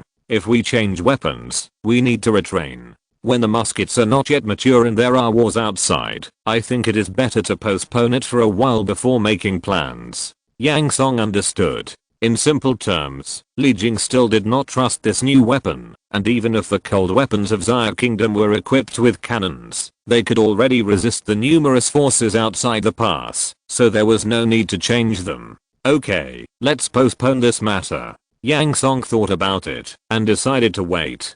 Because Yang Song just thought of one thing. That is, it would cost a lot. to change the equipment of the whole army, and even if they wanted to change the equipment, they had to wait until the reserve of muskets reached a certain level before they could proceed. Whether it was the commander-in-chief of an army or the officers of all ranks, they knew nothing about this new weapon, and even if they changed the equipment, they didn't know how to use it. Yang Song thought, I want to see the whole army's hot weapons, but it's not possible at the moment. Chapter 247 Daily Life. At dusk, on a fishing boat in the Zhenbei River in Antang County, a young fisherman was rowing his boat towards the shore. Brother, how was your catch today? On the stone platform on the shore, a 29-year-old girl wearing a thin cotton skirt with a green background and yellow flowers took the rope thrown by the young fisherman and pulled it while looking into the fishing boat. Zio-kan, today's luck is not bad. I caught a few big fish today. One can be made for your sister-in-law to replenish her body, and the rest can be sold to a restaurant or to buy some jewelry for you and your sister-in-law. The young fisherman docked the fishing boat, jumped from the boat to the shore in one step, took the rope from the girl's hand, and while dragging the fishing boat ashore, he seemed to think of something happy and laughed. Brother, you really care about your sister-in-law, the girl said to the young fisherman gently, and then thought of her lover in the military camp, and her expression was inevitably a little lost. The young fisherman listened to his sister's praise and laughed. That's right, don't you see whose brother I am? Thinking of his current life, he couldn't help but sighed. It's still your brother's fault that I don't have any ability, so your sister-in-law can't have a leisurely life during pregnancy. Brother, don't say that. The girl looked at her brother's mature personality that was completely different from before and comforted him. Since Brother Lee joined the army, this family has been carried by you alone. The young fisherman is Wu Mao, who lives in the central town, and the girl is Wu Zioqian. The sister-in-law they are talking about is Li He. It has been more than 5 years since Li He joined the army in the 4th year of Qianqi. Wu Mao and Li He's wedding was held in early March of the 8th year of Qianqi when Li He was on vacation to visit his relatives. When the two got married, Wu Mao was 22 years old and Li He was 21 years old. Even in the current Xia kingdom, this age for marriage is considered relatively late. In fact, they have been urged by people around them for a long time, but Li He and Wu Mao insisted on waiting until Li He participated before holding the wedding. In today's Xia kingdom, there is a policy of rewarding childbirth, and everyone I know has started a family. However, it is unknown when Li He and Wu Zioqian's wedding will be held, as they are both not young anymore. This year, the 9th year of Qianqi, Li He is already 24 years old, Wu Zioqian is also 20 years old, and Wu Mao and Li He's first child is about to be born. Li He sometimes feels sad. Zioqian, this family cannot be supported by me alone. If it weren't for the military pay that your brother Lee sent back every month, our family wouldn't be so well off now. Except for a small part of Lee's military pay for his own use, the rest was all sent back to his home in the central town. Wu Mao was talking about Li He and suddenly remembered something and said to Wu Zioqian anxiously, by the way, today seems to be the day when Li He sends money back every month. Let's go back to the post station to get it. After that, he moved a large basket of fish from the fishing boat, asked Zioqian to help carry it, and urged Zioqian to speed up. Brother, don't worry. My sister-in-law and I have already been to the post station this afternoon. Wu Zioqian looked at her brother who was much more mature, but still a little reckless, and she felt helpless. When Wu Mao heard what Wu Zioqian said, he smiled awkwardly and asked, how much is it this time? Did Li He get promoted? Brother, take a break. Although Wu Zioqian usually helped the family with some chores within her ability, she was a girl after all, and was not good at physical strength. She walked a distance towards home, and put the fish basket under a weeping willow beside the riverside road. Wu Zioqian put down the fish basket, stood up and said to Wu Mao, brother, how can you say that? Didn't you see the wound on brother Lee's face when he came back last time? He is now a small official, but he earned it by risking his life on the battlefield. Yes, brother is wrong. Wu Mao saw that his sister was about to get angry and hurriedly admitted his mistake, but he continued in a voice that only he could hear, haven't there been wars in recent years? Wu Zhaoqian looked at her brother, mumbling to himself a little unconvinced, and asked, "Brother, what are you talking about?" Wu Mao saw that his sister was asking questions relentlessly, and he suddenly had an idea and said, "I didn't say anything. I was saying, why hasn't he come back yet, so that I can let you two get married earlier. Brother, if you say that again, I will be angry." When Wu Zhaoqian heard this, her face flushed. Wu Mao saw that this trick worked, and he escaped a disaster, and he couldn't help but feel relieved. Thinking about Li He's joining the army, he sighed and said, "Li He is really something. He can do anything else but join the army. If it were any other family, it would be fine. Defending the country is what men should do, but he has a sister and a fiancé at home." Wu Zhaoqian rolled her eyes at her brother and said helplessly, "Brother Li is not like you. He doesn't even want to go to the militia training during the slack season. Now the government has cancelled the militia training during the slack season, so I'm happy to have some free time." Wu Mao gestured to Zhaoqian to continue lifting the fish basket and move forward. Wu Zhaoqian and Wu Mao lifted the fish basket and continued to move forward. When she heard what her brother said, she couldn't help but say, "It's not that the militia training has been cancelled, but that you can't meet the latest militia requirements." Because the two have relatives in the army, the conversation inevitably involves this direction. The government mentioned by Wu Mao is the local agency of the military department under the military bureau. At the town level, a military station was established to organize the management and training of the town's militia. Since the implementation of the conscription system in Xia State, the laborious policy of universal military service has been cancelled. After all, the current population of Xia State has reached nearly 3 million. If the policy of universal military service is still implemented, the number of militiamen to be trained each year will reach more than 1 million, and the cost is too high. Therefore, Yang Song discussed with Li Jing, Liug and others, and decided that the reserve force of Xia State would be composed of retired soldiers and some elite militiamen. Whether it is conscripted soldiers or other soldiers who have completed their service years, as long as they are retired before the age of 40, they all belong to the reserve force. The elite militia is to select a certain number of active militiamen and militia backbones in the local administrative area to participate in regular training, making a trade-off between the number of militiamen and the cost of training. Wu Mao and Wu Zhaoqian were chatting while carrying the fish basket, and suddenly a voice came from the front. "You two are here."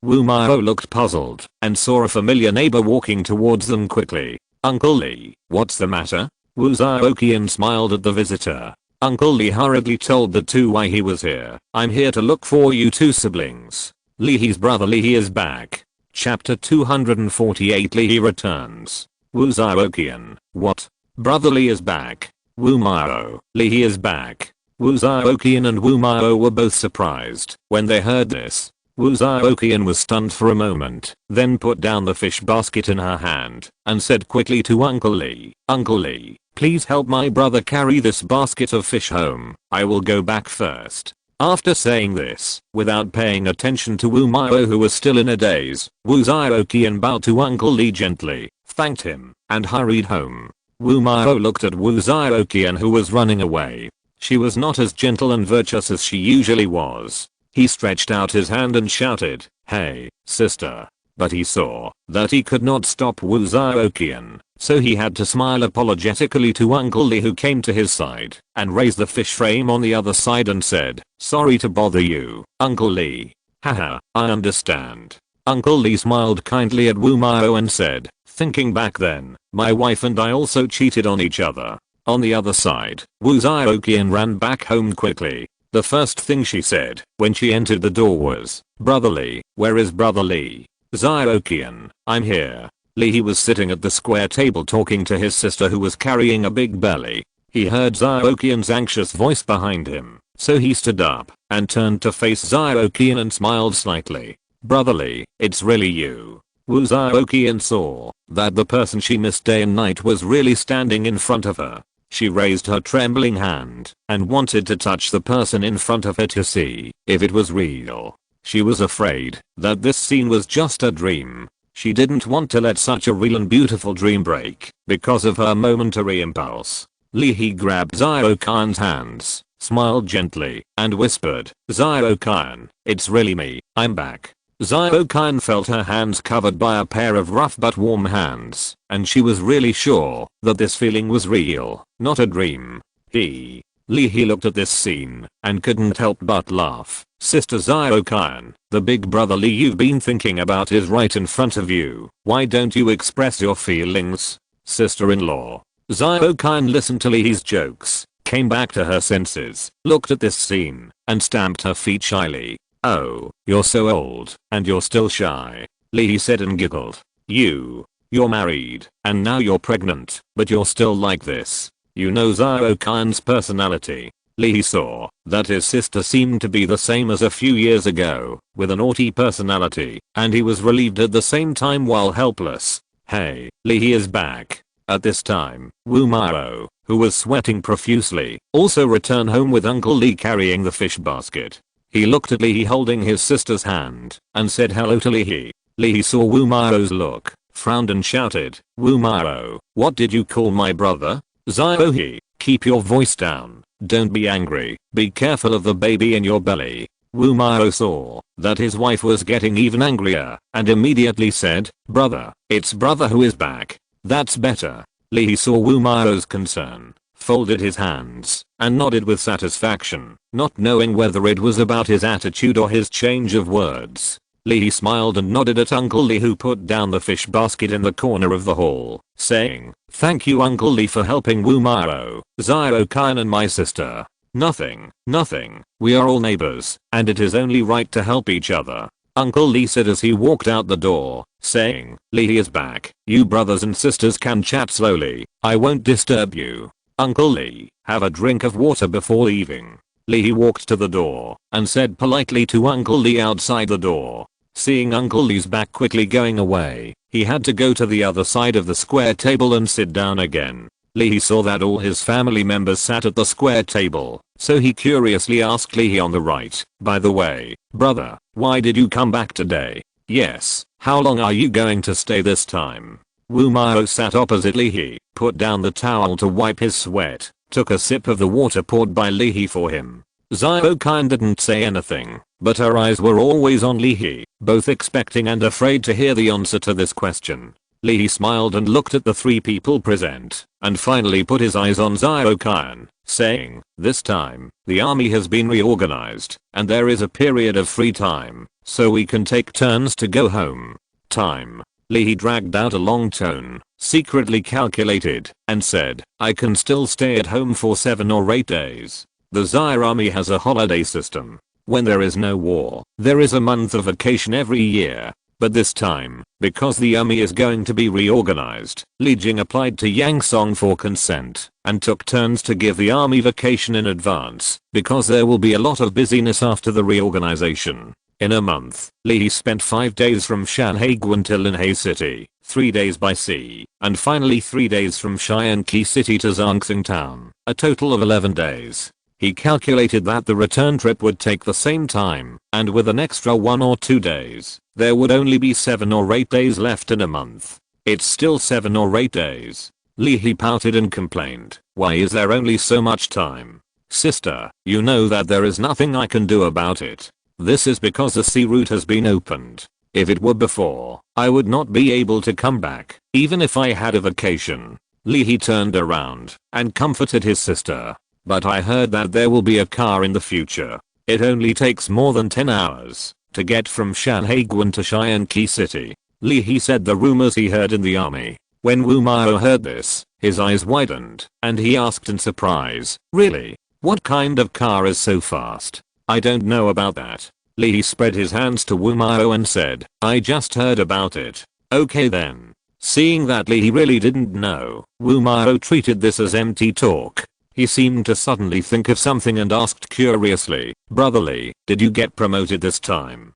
Wumao, are you itching for trouble?" Lee got angry when he heard this. "Sister, Wumao is just like that, so don't be angry." Lee patted Lee's shoulder and comforted her, then turned to Wumao and asked seriously, "Do you usually make my sister angry like this?" Seeing his brother getting serious, Lee immediately defended Wumao. "Brother, Wumao is not like this usually. Yes, brotherly. Brother is not like this usually. He loves sister-in-law very much. Just now, brother was saying that he would buy sister-in-law a piece of jewelry after selling the fish. Zyokian, who was watching Lee quietly, looked at brotherly, who became a little scary when he became serious and spoke up for Wumaro. That's more like it. Seeing that his two sisters were speaking for Wumaro, Lee relaxed his expression and said to Wumaro, for the sake of the two sisters, I will let you go this time. Do you still remember what I said when you married Lee last year? Wumaro calmed down and answered steadily, brother, I remember that you said I should treat Zyohe well in the future, otherwise you would not let me go. Well, it's good that you remember. Lee nodded with satisfaction when he saw Wumaro like this. Lee has been trained in the army for so many years, and his mentality is very different from before. Especially after seeing many life and death on the battlefield, he has become more concerned about his family. Chapter 249 Service System. Seeing that the atmosphere was a little awkward, Lee suddenly interrupted and said, brother, Wumaro is going to the market to sell fish tomorrow. Let's go shopping together. Okay, I just came back today, and I haven't had time to see the central town yet. It's been a year, and I don't know if there are any changes. Lee looked at Lee and grinned, breaking the last bit of strangeness between him and his relatives after not seeing each other for a long time. Brother, if Cheyenne City was not too far from our town, I would want to go to Cheyenne City for a stroll. I heard that Cheyenne City has become very big now. Lee said with a yearning look on his face. Lee was also very touched when he heard his sister talk about the changes in Cheyenne City. When he came back a few days ago, he passed by Cheyenne City. Although he only passed a few streets of Cheyenne City on the way to the post station, the changes in Cheyenne City were still very big. The biggest change is the increase in the number of people, which made Cheyenne City very lively. It is said that a new West City district has been added. In order to facilitate the travel of the people in the city, the government has established a horse-drawn carriage bus company. Sister, wait a minute. After the army finishes its reorganization this year, I will take 2 months off next year to spend more time with you. Lee felt a little guilty thinking that he couldn't be with his family. Really? Upon hearing what Lee said, Lee hadn't said anything yet, but Zyokian on the side stood up excitedly and asked, brotherly, is it really possible? No, it's not possible under normal circumstances. Lee smiled gently at Zyokian and then said, but if I take a wedding leave, it's still possible. Wedding leave? Wumaro didn't react for a while when he heard what Lee said and asked curiously, who wants to get married? Wumaro, you're so stupid. Lee rolled his eyes at Wumaro on his left, then turned to Lee and said, brother, have you decided? Looking at Lee's excited expression and his sister's red face, Wumaro also reacted and laughed. Lee, you finally decided when to marry my sister. Lee ignored Wumaro and started calling his brother's name again, but said happily, brother, this is great. This way, we will be a family that can't be closer. Yes. Lee looked at his family in front of him and apologized to Zyokian. Zyokian, you have worked hard, and I have to trouble you to wait for me for another year. It's not hard, brotherly. Zyokian is not hard. Zyokian looked at Lee with an apologetic face and hurriedly said, Zyokian, it doesn't matter if I wait a few more years. Haha, that won't work. Lee laughed and said, if I hadn't been promoted to squadron leader and hadn't become a second lieutenant officer, I could have retired in 3 years with my original rank of squad leader sergeant. But now I have to wait another 5 years. I'm afraid you can't wait that long. Lee's words contained a lot of information, and Zyokian and Wumaro hadn't digested it for a while. He said this to tell his family that he has now been promoted to squadron leader, and his rank has become a second lieutenant. He is also an officer. If he wants to retire, he must at least wait until he has served in the army for the term of his service. When Zaire established the conscript system, it also established a military service retirement system. From the lowest level of soldiers to the highest level of generals, there are detailed regulations. The military ranks of the soldier level are divided into 3 levels, namely the private of the recruit status, to the strong soldier of the veteran level, and finally the sharp soldier.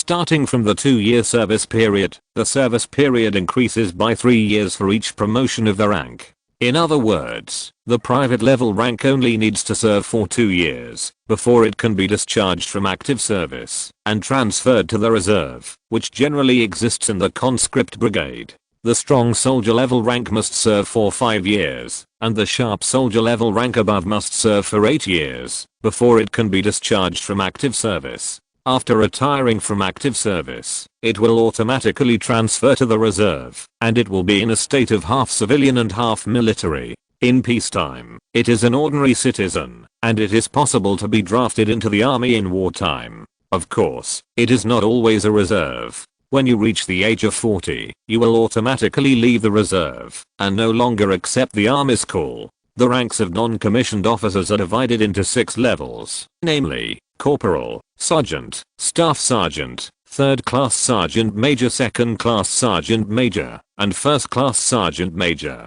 The service period starts at 5 years, and the service period for each additional level of military rank is the same as that of the soldier, which is also 3 years. When you reach the 1st sergeant major, the service period has reached 20 years. When you retire, most people have reached the retirement age and are truly professional soldiers. The lieutenant level is divided into 3 levels: second lieutenant, lieutenant, and captain. The biggest difference between the lieutenant and the sergeant level and the soldier level is that at this level, you are an officer, not a soldier. Another difference is that the service period of the lieutenant level starts at 10 years, and the service period increases by 5 years for each promotion. When you reach the captain level, the service period is the same as that of the 1st sergeant major or the sergeant level, which is 20 years. This is why he said that he had to serve for 10 years, because he was still a sergeant of a squad leader, and he could retire in more than 2 years. But now, there are at least 5 years left, and maybe he will be promoted accidentally in the future, and the service period will be longer. Above the lieutenant is the colonel level, which is also divided into 3 levels: major, lieutenant colonel, and colonel. The service period starts at 20 years and increases by 5 years for each promotion. That is to say, for example, a brigade colonel staff officer like Lusu and Liuki can only retire after serving in the army for 30 years, which is basically equivalent to serving in the army for a lifetime. However, there is also a retirement system in the army, which is no different from the retirement system of other systems, and they all retire at the age of 60. Therefore, even if you have not reached the service period but are old, you have to retire. After all, people have a lifespan and cannot continue to work forever. Above the level of lieutenant is a level of general. The general level is a little different from the level of lieutenant and lieutenant in that there are 4 levels, namely, major general, lieutenant general, general, general, and general. And once you reach the level of general, there is no such thing as serving or retiring. You will work until retirement. It took Lee and others a long time to react to what Lee said. Wu Mao also got the answer he wanted to know and said excitedly, "Promoted? This must be celebrated. What's there to celebrate? It's just a small lieutenant.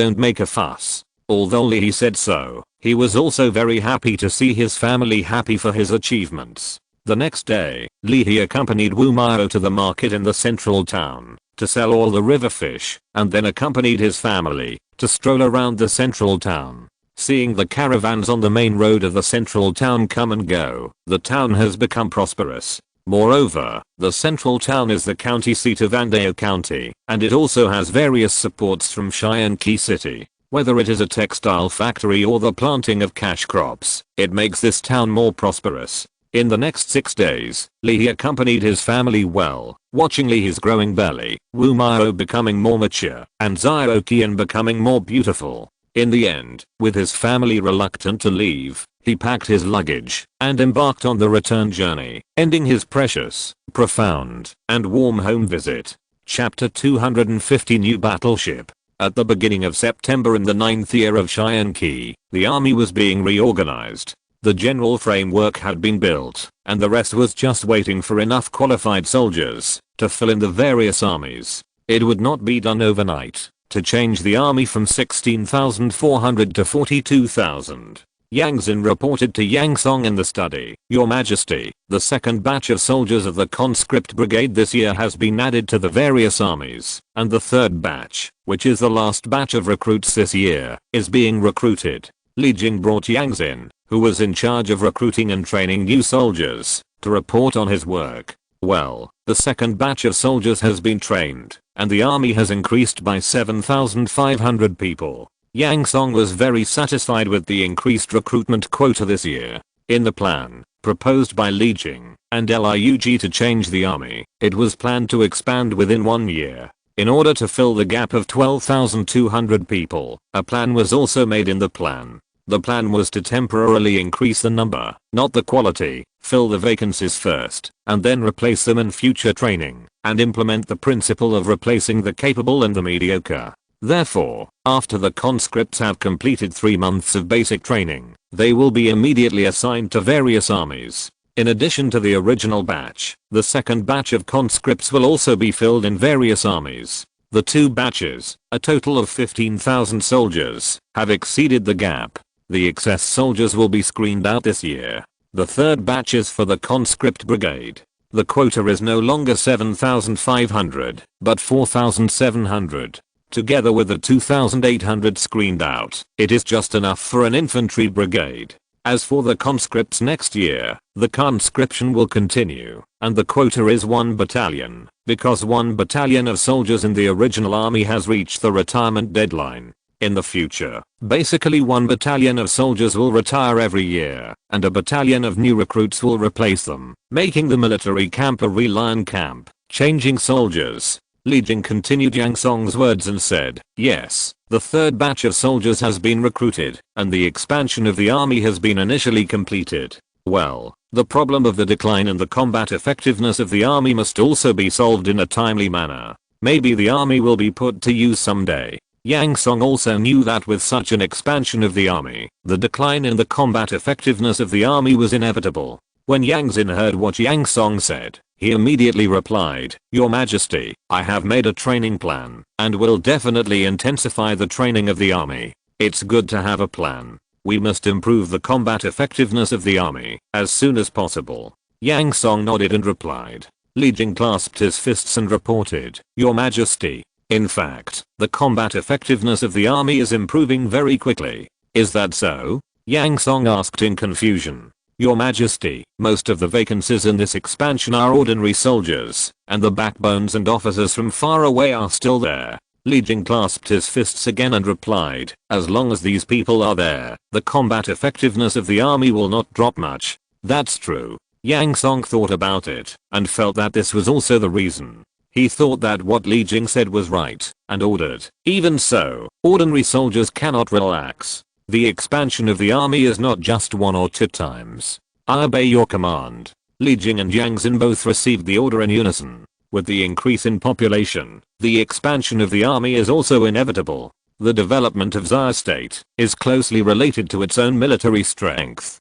If Yang Song had not developed the army before, how could he protect the safety of Xia State? He would have been suppressed south of Qian Pass a few years ago, and could only be a local lord. Your Majesty, the new warship built by the Equipment Bureau for the Navy is about to be launched. Hereby report. Li Jing finished talking about the expansion of the army, and then talked about the recent situation of the Navy. It will be launched so soon. Yang Song knew that the Equipment Bureau had developed a new warship using the army's siege artillery. According to the size, it should be classified as a destroyer. Li Jing replied, yes, the specific time should be 10 days later. Well, I will definitely go to see it then. In less than half a year, a new warship can be built. Yang Song is still very satisfied with the progress of the shipyard. Yes. I wonder if Your Majesty has any other instructions? Li Jing finished reporting his work and saluted to Yang Song. It's okay. Yang Song thought about it, and seeing that there was nothing to say, he asked Li Jing and Yang Xin to withdraw. I'll take my leave. 10 days later, Yang Song arrived at the Navy town on time to watch the launch of the Navy's new warship. The last time he came here, a new ship was also launched. The only difference is that the last time it was launched was a steam-powered inland transport ship, and this time it was a warship. The same thing is that both have very important significance. Before the launching ceremony, Yang Song saw the warship on the slipway and found that even the outfitting of this warship had been completed. Introduce the situation of this new warship to me. Yang Song instructed Zhuan Wei beside him. Li Bao stood behind Yang Song. When he heard what Yang Song said, he immediately pricked up his ears and listened in detail. Although Li Bao knew the design data of this warship, he still wanted to hear about the situation of this warship that excited him. Yes, Your Majesty. Zhuan Wei clasped his fists and saluted, and replied, this new battleship is a destroyer-class battleship. After the artillery factory mastered the manufacturing technology of siege artillery, I was ordered by the shipyard of the Navy town to develop a new battleship that can be equipped with this type of artillery. Zhuan Wei introduced the origin of the battleship in detail. After seeing Yang Song nod, he continued, this battleship is 23 meters long at its longest point and 5 meters wide at its widest point. It has a full load displacement of 540 tons and is equipped with a total of 26 guns. 12 of them are 120mm caliber naval guns developed using siege artillery. Zhuan Wei pointed to the exposed muzzle in the middle of the battleship and then pointed to the guns on the open deck and said, the one above is the same 100mm caliber naval gun as the frigate. There are a total of 14 such naval guns on the open deck. In order to maximize the firepower of the naval guns on both sides of the warship, the shipyard removed the guns on the bow and stern.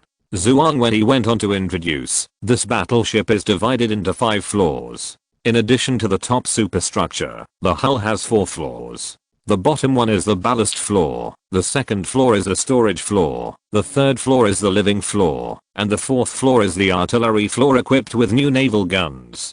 The layout is similar to that of a frigate, except that there is an extra artillery floor. After listening to Zhuan Wei's introduction, Yang Song heard Zhuan Wei's summary while thinking to himself, this destroyer makes full use of various technical concepts on the frigate. Its speed is comparable to that of a frigate, but its defense and firepower are stronger. Well, Li Bao, what do you think of this kind of battleship? Yang Song asked the naval commander. After all, battleships are equipment for the navy. Li Bao happily clasped his fists and saluted Yang Song and replied, Your Majesty, this battleship is very good, much more powerful than the original frigate. That's good, let's do this. Yang Song got Li Bao's affirmation, thought about it, and ordered Zhuan Wei, there is no problem after the sea trial, build 2 more similar battleships and 3 frigates, and form a powerful fleet. Frigate-level battleships, the shipyard has been able to build them a long time ago, but because Xiaguo has no maritime threats, no order to build them was given. However, the scale of the army has been expanded several times, and the economy of Xiaguo can already support it. The war outside Shanhaiguan also requires the expansion of the navy. Battleship level, destroyer specifications. 23 meters long and 5 meters wide. Full load displacement. 540 tons. Armament. 12 4th level naval guns, 4 layers, 14 5th level naval guns, open deck. Crew. 90. Hull structure, a total of 5 layers. The hull is divided into 4 floors. The superstructure is used for command and residence. The 4th floor is the artillery floor. The 3rd floor is the living area. The 2nd floor is the storage floor. And the bottom floor is the ballast floor. End of this chapter. Thank you very much for reaching the end. Don't forget to like. Looking for more exclusive content and immediate access? Subscribe to our Patreon. Remember, every like, subscription, or donation encourages us to continue. Thanks to everyone. See you in the next video.